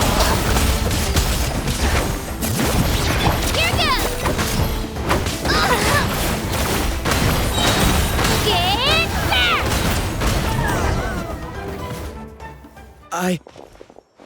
I really thought I was done for. I can't thank you enough. Don't worry about it. We're just glad you're okay. Let's see. Your goods look fine too. Guess the Abyss isn't after Mora. That should be the last abyssal pylon near the Children of Echoes. That was scary, but we did it! By the way, where's Citlali? I thought she would come with you. The Masters of the Nightwind also got attacked, so she went back to help her tribe. She said we can deal with the ancient name later. Yeah, that makes sense. The attacks are more urgent. Alright, this isn't a good place to talk. Let's head back to the tribe.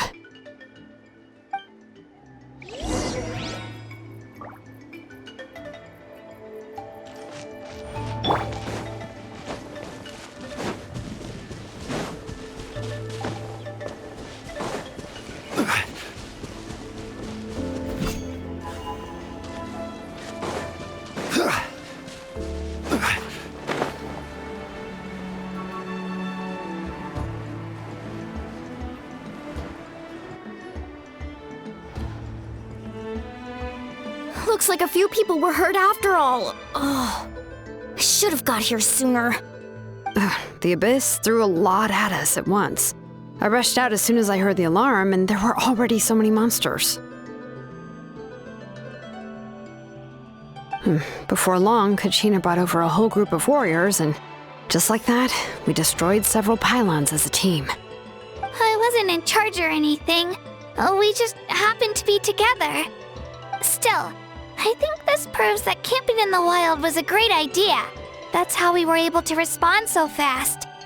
Sleeping on the wet grass was pretty uncomfortable, but it was worth it. You mean the situation in the Night Kingdom, right?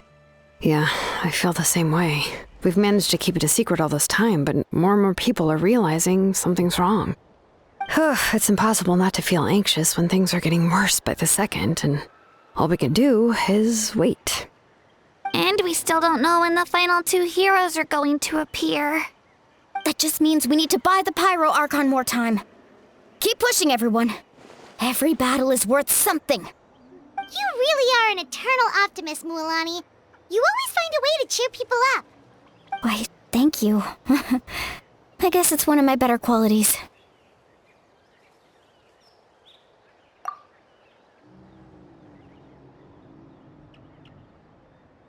So, specifics aside, the Pyro Archon confirmed the Gnosis can resolve the crisis, but it comes at a huge price. And somehow the captain finds out about it, goes to fight the Pyro Archon, and calls her out for having a solution but refusing to use it. Honestly, if he has the same information as us, I can't really blame him. It's probably because our plan is so risky. We don't even know if the 6 heroes will reunite in time. We talked to Moika before we left the stadium. According to her, the cost of the captain's plan is too high. And, well, it makes sense. If that was truly the better choice, she would have picked it. Yeah, I trust the Pyro Archon. When I was upset about Kachina's disappearance, she was really sincere and patient with me. Plus, she burned down all those precious mementos for Kachina. She's already proven how much she values even a single person's life. When it comes to Natlan's survival, there's no way she would hold back. I agree. Maybe the captain weighed the costs and came to his own conclusion, but I'm sure we have different priorities. Life is important, but so are history and memory. As the Archon, she can't tell us everything, but it seemed like she wasn't holding anything back this time. The next question is, if the captain found a new way to save Natlan, How come the Pyro Archon has never heard of it? Yeah, and isn't he from Snezhnaya? Why would the Fatui want to save Natlan? This is all super confusing. We still don't have enough information. Once we figure out what the Fatui are doing, we'll have our answer. Let's head back then. Moika said her intelligence officer should return soon. With how many Fatui there are, someone's bound to give something away. Sounds good. I have a few theories of my own. With a bit more information, we just might get to the bottom of the whole thing. Want to join our garrison, Mililani? I was just about to ask. Count me in.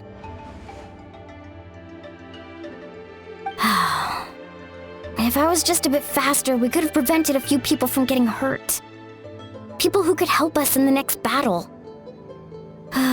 It's all a chain reaction. Then you should go register right away.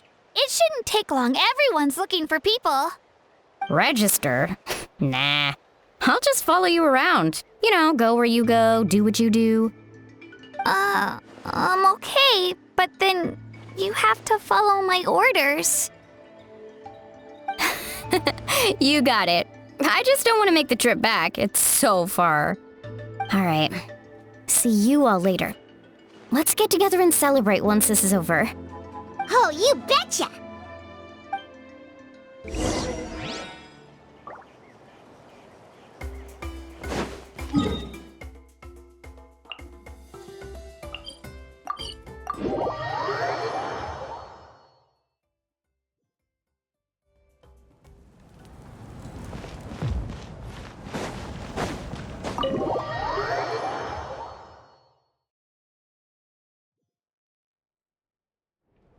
Moika! Oh, Chaska and Koichi are here! Wait, are you okay, Koichi? I'm fine. No need to worry. They ran into the Fatui while out on a mission and decided to follow them. The Fatui? Calm down and let me explain. Here's what happened.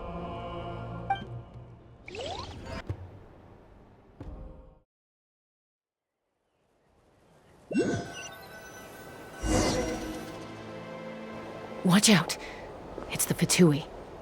Were they attacked by the Abyss? No, wait. It looks like they're protecting a group of travelers. Over there. Do you see? You're right. That's a traveling group from Natlan. Could they be trading for something?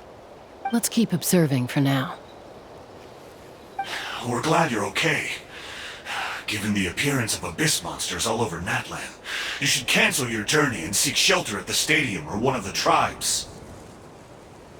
Thank you so much.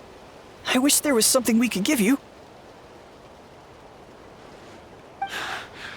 We don't expect anything in return. We were out on a mission and saw you being attacked. It was our decision to help. If you truly wish to repay the favor, you can keep this a secret. If anyone asks, just say you were saved by warriors from Natlan. Oh, okay. We can do that. But...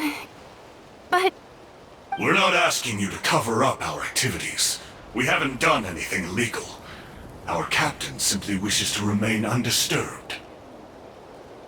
Nonetheless, the decision remains yours. If we wanted to keep you quiet, we would have employed a harsher method. Got it. We'll get going now.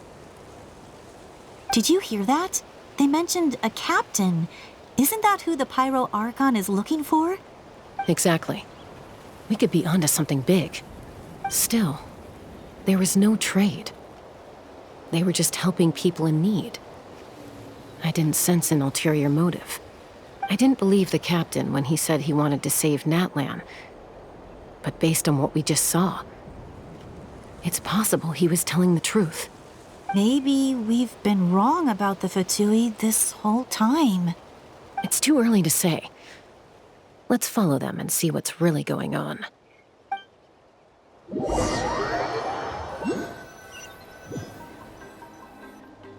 So this is where they were headed. Looks tricky. It's heavily guarded on all sides.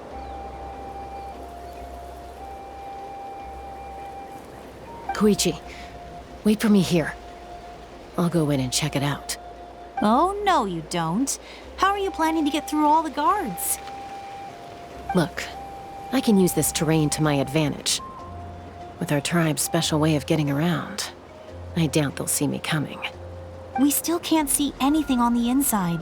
What if you can't find cover? You won't have anyone to watch your back if you go in alone.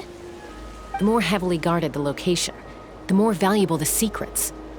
Even if the captain isn't here, we can still figure out what the Fatui are planning.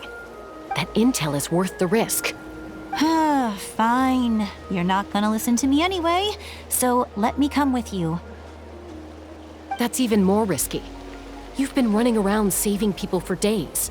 You're already at your limit. I'm confident I can protect myself. I'm not sure you can say the same.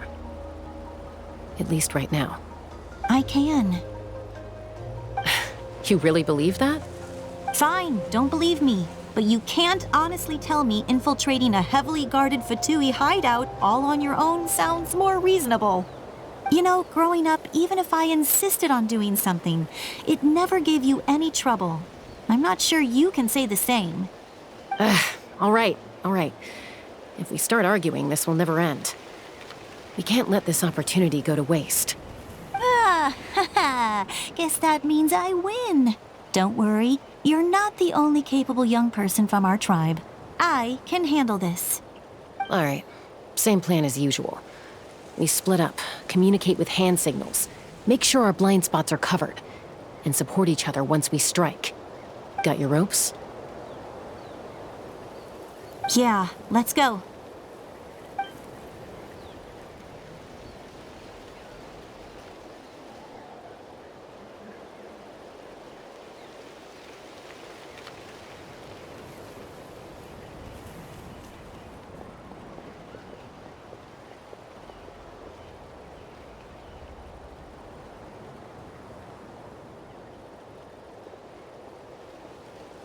The Fatui have eyes all over this place. I should wait for Koichi's signal.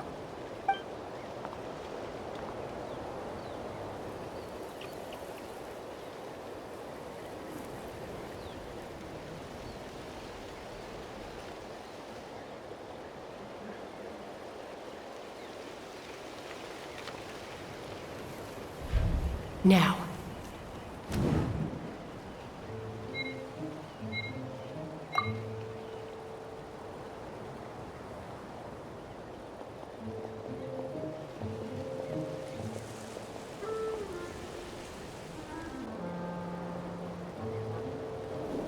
Not sure how many chances I'm gonna get. I need to act.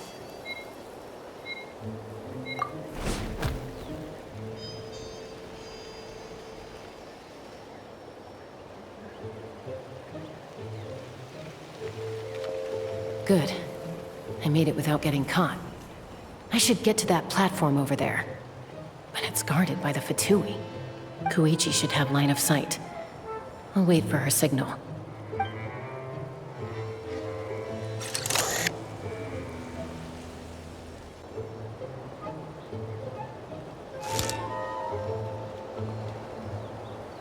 That's it.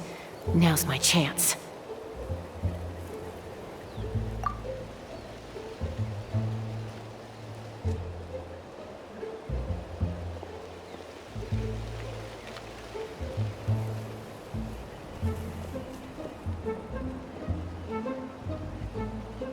It's no use staying in one place. I should keep moving. Looks like Chaska is helping me by keeping an eye on the Fatui movements. I'll wait for her signal.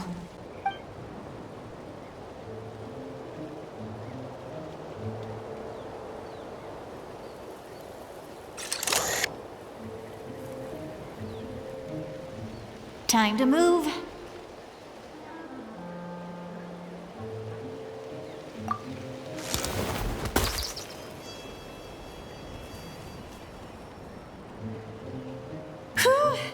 That was close. Almost got caught. Probably can't make it over in one go. I'll wait for my next chance. Now's my chance.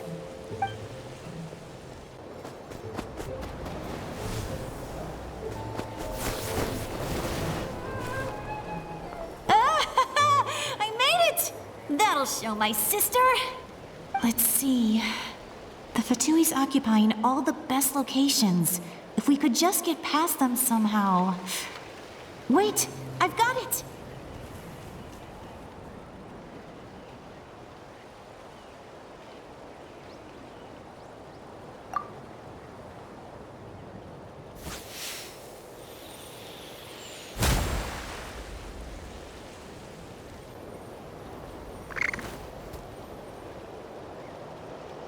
Huh? What's that noise? Did something explode? Oh! It stings! What the heck is that? What do you think you're doing? I could ask you the same thing! Good, they're arguing. Looks like they just needed an excuse. They've probably had enough of this job already. The people on the hill over there left to help their comrades. This is our chance.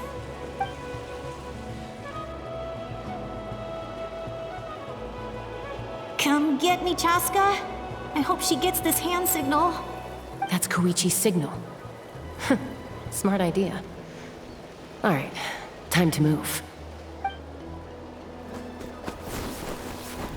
Give me your hand, quick. Coming!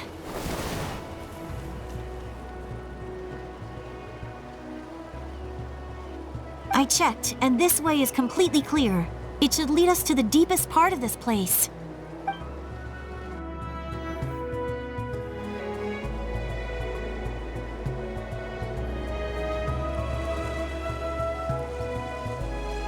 Well, I was pretty helpful, right? You know, everyone usually jumps at the chance to work with me.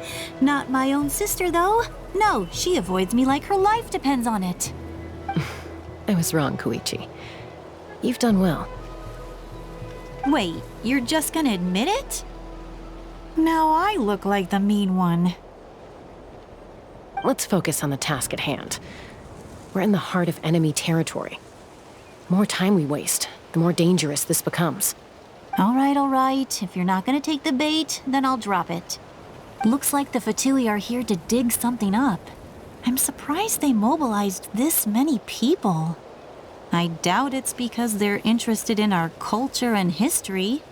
It seems like they're looking for a dragon relic called the Source Mechanism. The device is ancient. Barely any information survives to this day. And even people from Natlan don't know how to use it. Why would this be the Fatui's target? Not bad. Looks like it's in good shape. This should be what our Lord's looking for. Took us long enough. Come on, let's get this thing back. Back? Back where? Should we keep following? You really want to keep going? Of course. We make a good team, don't you think? No reason to stop now. What was that sound? Uh-oh. We've been spotted. Time to go. Falling rock incoming! Watch out for your gadget! What? You'll regret that! After them!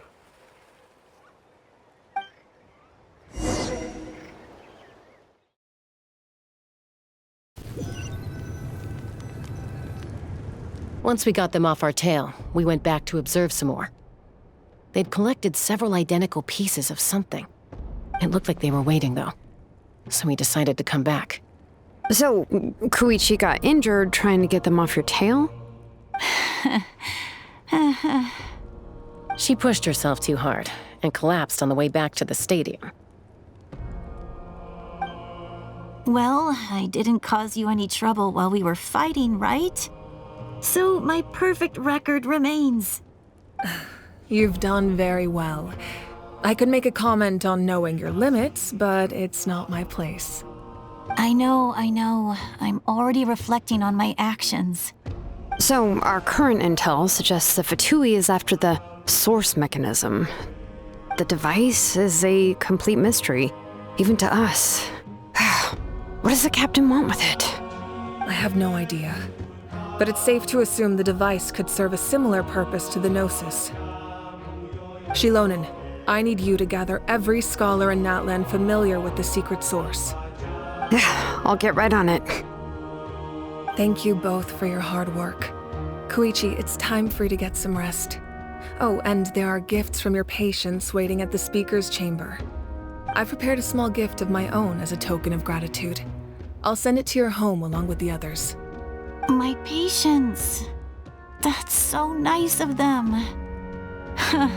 Guess that means I'm doing something right. You don't need to give us anything, Archon. We were just doing our duty for Natlan. I should take Koichi home now. Well, if Koichi doesn't want her favorite Saurus crackers, then... I accept. Thank you, Archon. What am I gonna do with you? There's some for the rest of you as well. They're one of my favorites too, so don't be shy. I'll start investigating the source mechanism right away. If I learn anything, you'll be the first to know. Yummy snacks!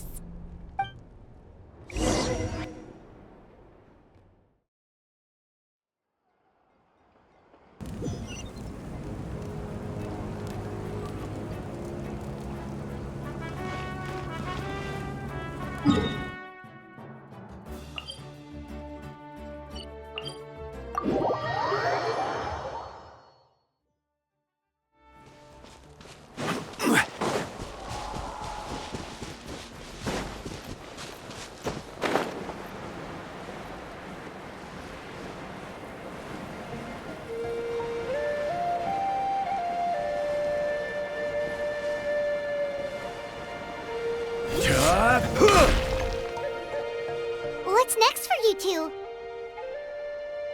I'm taking Koichi home, with our parents there to keep an eye on her. I can make sure she actually rests. Hey, it's not like I'm some kind of prisoner. I'll be fine in a day or two. There's no need to go all the way home. That's what you always say.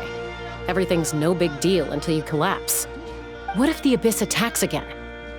You're saying if I let you rest in a hotel, you're not gonna rush out the minute you hear the alarm? I won't. Triple promise I won't. Mm-hmm. Fine. On the off chance something like that were to happen, I might. But I'm a doctor. I have a duty to help people in need, no matter how hard or tiring the work gets. I guess you're right. But I don't have to like it. This reminds Paimon of when we first met. Except you were the one trying to stop Chaska from doing something dangerous. I'd do the same for anyone trying to put their life in danger. As a doctor, I don't want people to get hurt because of a rash decision. Then try to see things from my perspective. You clearly want to protect your patients. So can't you understand why your own sister would feel the same way about you? The two of you are the same, you know? I disagree. I understand the risks and costs of my decisions. Who wants to be like her? Overconfident, always making excuses when things go wrong. That's just not true. You think I don't have proof? Okay, don't get into another fight. Just pretend Paimon never said anything. Don't worry, Paimon. You didn't do anything wrong. Arguing is just how we communicate. Neither of us really takes it to heart. Plus, I guess we are similar in some ways. Maybe I rush into things without thinking, but I learned that from her. We're family.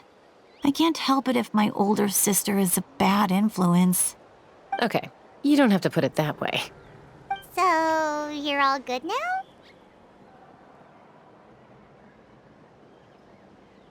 Neither of us are really the type to back down, so we'll always have our differences. But still, we get along in our own way. Plus, I know you'll wake up one day and realize I was right all along. I just need to wait. Be my guest. Come on, let's get you home. See you later, Traveler and Paimon.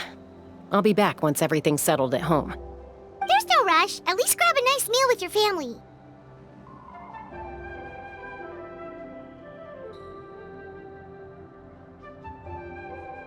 Bye, you two. Take care of yourselves out there.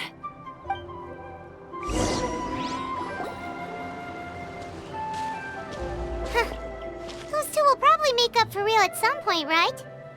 Well, we've learned a lot. Let's go over everything that we know so far.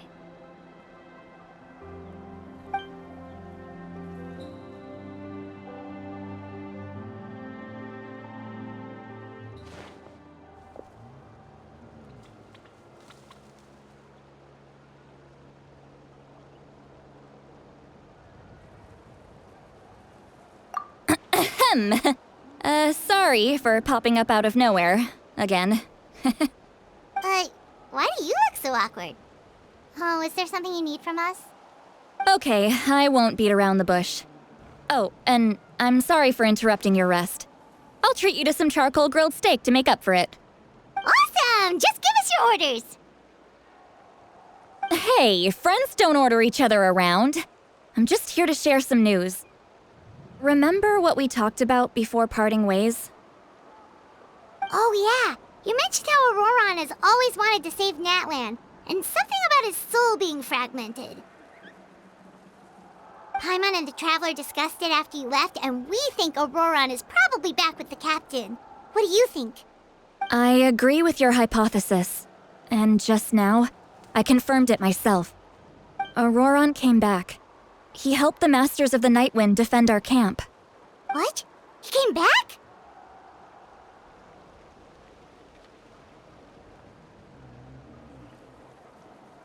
I told him to give up whatever he's doing, but he refused. He said they're just one step away from success, so there's no way he can back out now. Apparently, he came back to fulfill his duty to our tribe.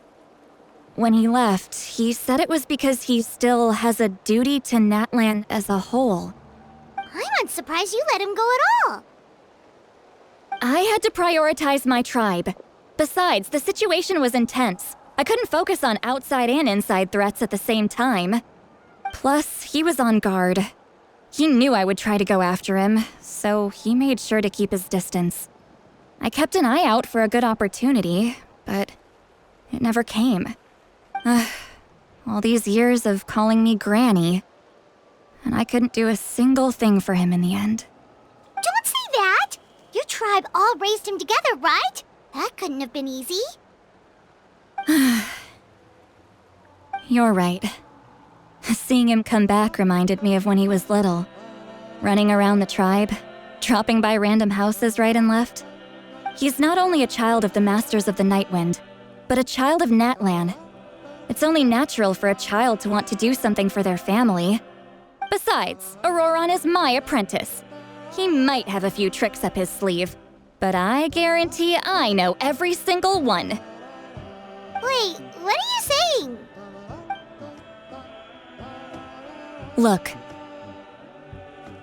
Remember how I said Ororon's soul is fragmented? This is the talisman I created to keep it stable. And this gem is what makes the talisman work. It just so happens that Ororon is due for a gem replacement. Since I can't get close to him, I put the new gem in a supply bag and asked Aoife to bring it to him. You guys know Aoife, right? No? Well, he's a pretty famous vet around these parts. He's always bringing me all sorts of things, and he happens to be very good friends with Ororon. Aoife doesn't know what's going on, so he agreed, no questions asked. Ororon would find the gem as soon as he opened the bag. He knows how important it is, so I knew he would make the switch.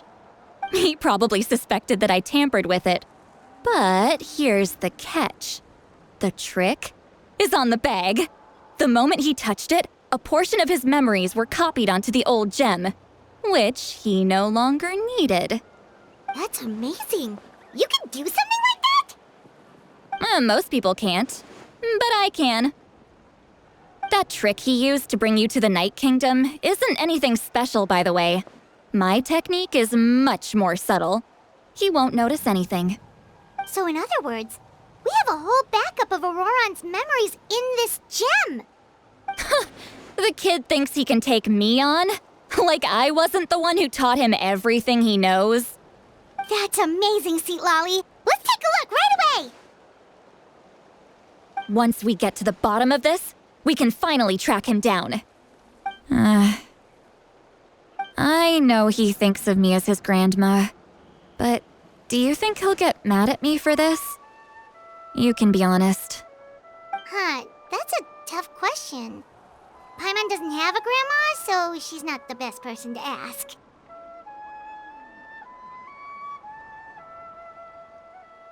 To be honest, I've always doubted my ability to look after him.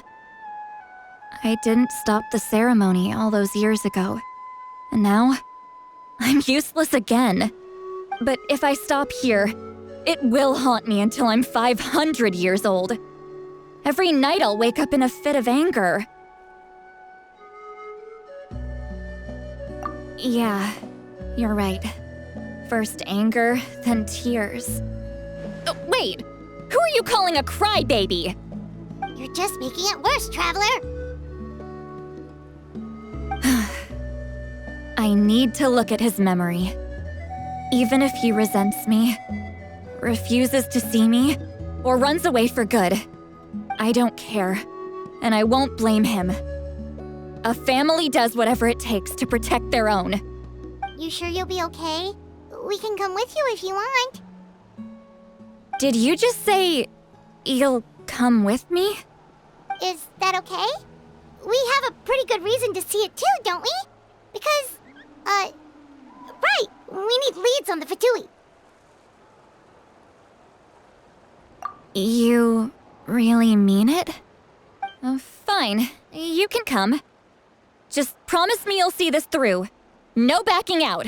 Got it? Don't worry, we're professional adventurers. Then I place my trust in your professionalism. All right, time to sneak into someone else's memory and engage in some,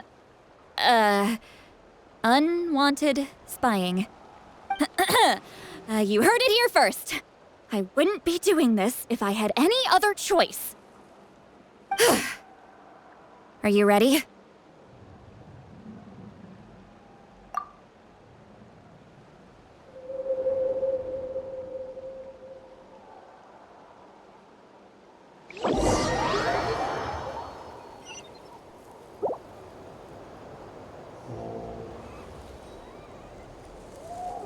Look how good you're doing.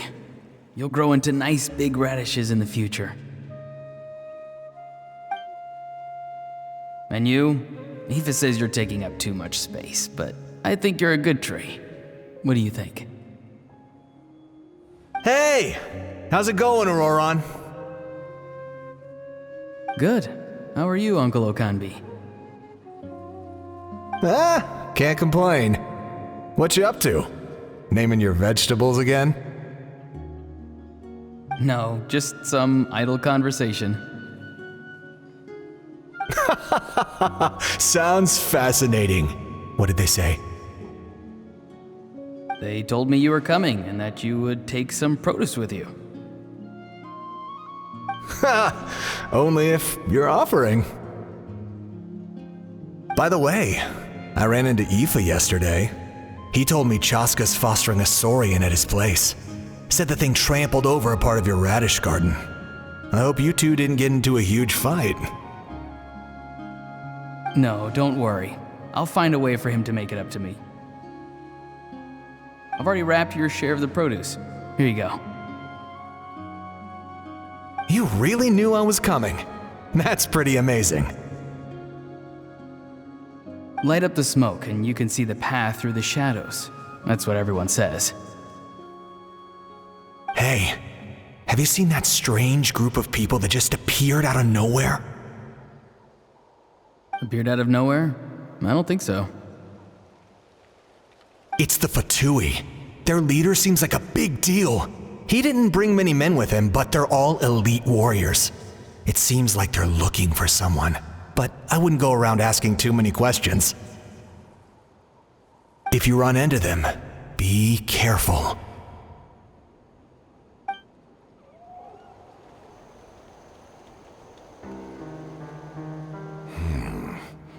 You're from the Masters of the Nightwind, are you not? Why do you live here alone? I enjoy living by myself out in the wild. I guess you're from the Fatui, the one everyone's calling a big deal. Not an inaccurate description. I'm looking for someone who may be known to you. Citlali is her name. Granny? What does an Outlander want with her? I've heard the name. You have business with her?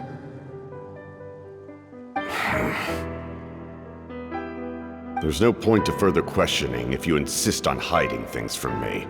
I shall seek answers elsewhere. Oh, he could tell I was lying and now he's leaving? He gave up just like that? Hey! At least tell me why you're looking for Citlali. It's none of your concern. I have my own means of tracking her down. Why are the Fatui looking for her? What does she have to do with them?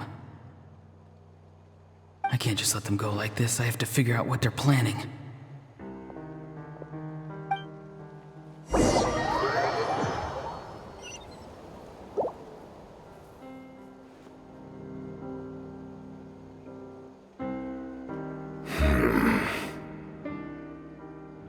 I've just been studying the ley lines and asking for leads on Granny. I can definitely rule out some sort of invasion. The situation has seen no true improvement. The Pyro Archon did not fulfill her promise. My lord! Ignore him. He is no threat. He knows I'm following him, but he doesn't seem to care. He's strong, I can tell. But there's something unusual about him and also familiar in some way. I can't describe it. What is it? My lord, I feel dizzy. A ley line disturbance. Certain presences have been forced to wander outside their rightful realm.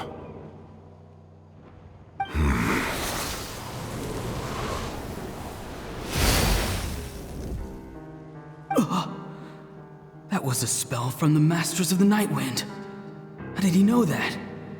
Is he sending those escaped souls back into the ley lines? How did he do that so easily? Soulfaring is supposed to be extremely difficult. This could be related to why he's searching for Granny. I feel much better. Thank you, my lord. Think nothing of it. Stay vigilant, and continue to gather information. The Abyss could attack at any moment. If you notice any irregularities, assume drill formation and be prepared to fight. However, there's no reason to over-engage. Information is our first priority. Yes, sir. Why are the Fatui fighting against the Abyss? Do they really mean us no harm?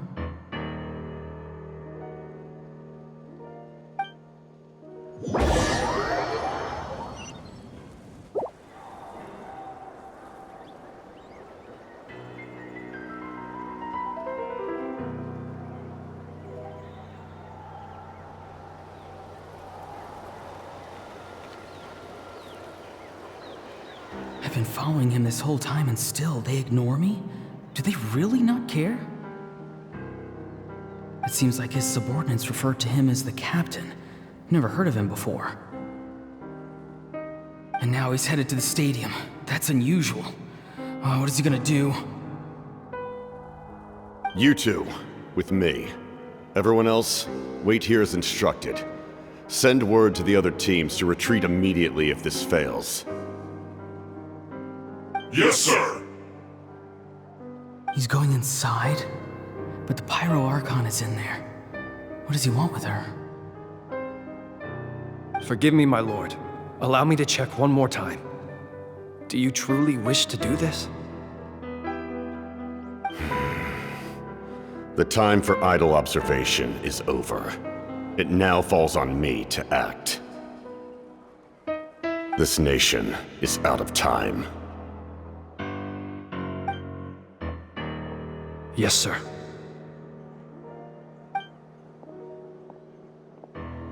He just walked straight into the stadium. What is he gonna do?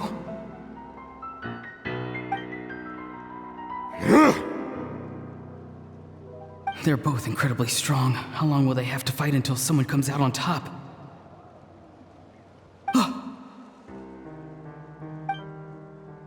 Wait, this feeling. Just like the other day near the ley lines, it's faint, like a soul's trying to escape.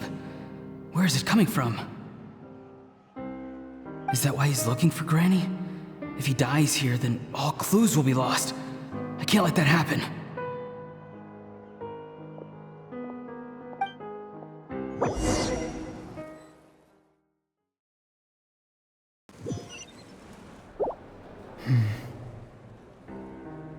As for you, I must confess, I did not expect that little trick of yours to save the day.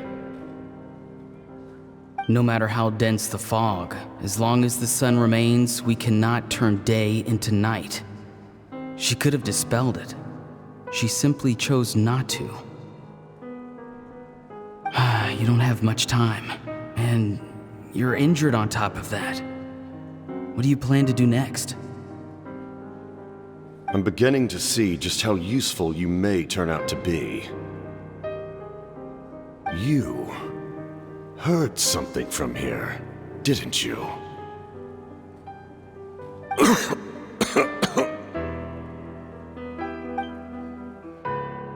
No need to force yourself.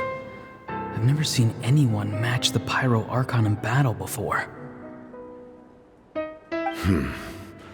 I didn't expect you to intervene at such a critical moment. You know I've been following you. Why didn't you stop me? When walking in the forest, it is only natural to encounter wild beasts. However, not every beast has the courage to come out and bite. And yet, one of those very beasts saved your life.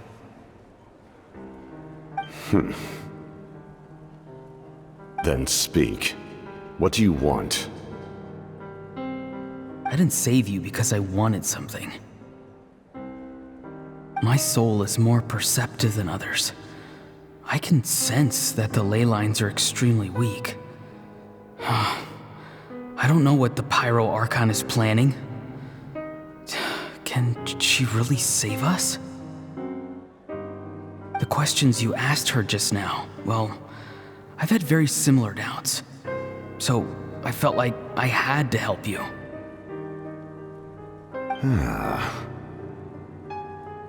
So, you can tell the truth. That was quite a reckless decision to make. I'm not sure you realize that. There's no turning back for me now. What I did back there is going to get me in a lot of trouble. You attacked the Pyro Archon in broad daylight, and I used my spell to save you. A single glance was likely all it took for her to recognize my tribe. So, we're in the same boat. You seem to care little for my thoughts on the matter. It's too late for that. Start from the beginning. Why are you looking for Citlali? Do you know her? Explain your relation to her first. I know you two are acquainted. It was obvious the moment I mentioned her name. Citlali is my elder and my teacher. She taught me everything I know. It's my duty to protect her. If you truly wish to protect her, You should have let me perish at the Pyro Archon's hand. Yet, you chose otherwise. Do I really need to tell you what that means?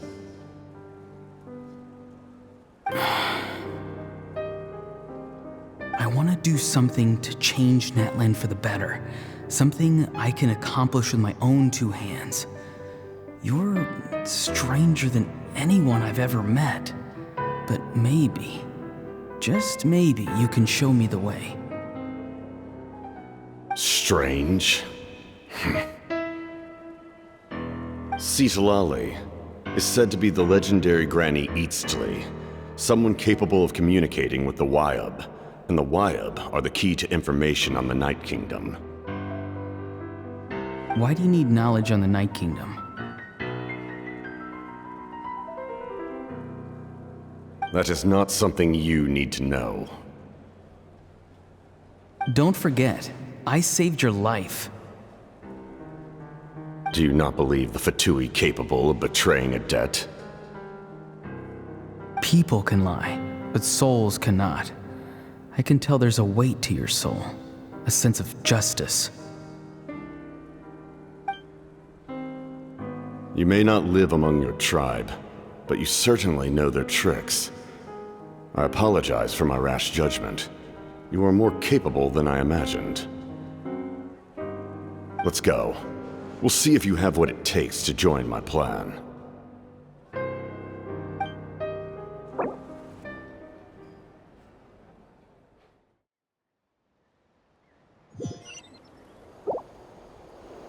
I see. Interesting approach. Worth trying, I think. Rather than weaving a net to protect the ley lines, this method would address the root problem by reconstructing the ley lines themselves.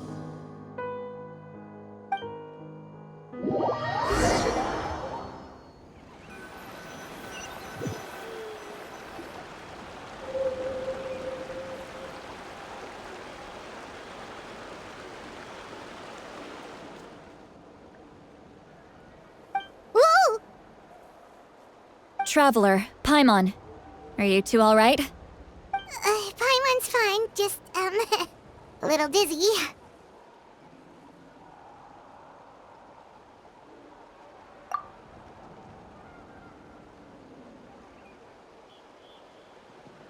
Of course. I'm so mad at him. After everything, he still can't let go of the past.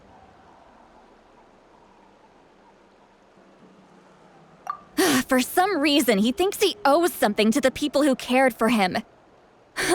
Stubborn, self-righteous fool. Where's that gonna get him? Now that he's all grown up, he thinks no one can tell him what to do? He thinks he can just run away whenever he wants. I'll show him. If he tries to run one more time, he's got another thing coming. Maybe stubbornness runs in the family! Like grandmother, like grandson, as they say. Is that supposed to be a compliment? Huh! That kid's got nothing on me. Anyway, back to what we just saw. I don't even know what to make of it. Yeah, the captain seriously wants to reconstruct the ley lines? What does that even mean? Something like the loom of fate, maybe? But how does that help with the abyss? The loom of fate? It's kinda hard to explain. Basically, it's a device from Conrio that has unbelievable power. Anyway, if he really wants to manipulate the ley lines, everyone in Natlan will be affected. Oh, this is big.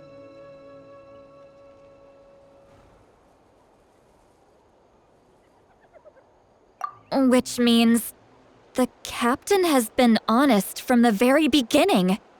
Ororon's memory proves that. Why is he so obsessed with saving Natlan? Oh, we've got to tell Moika about this right away.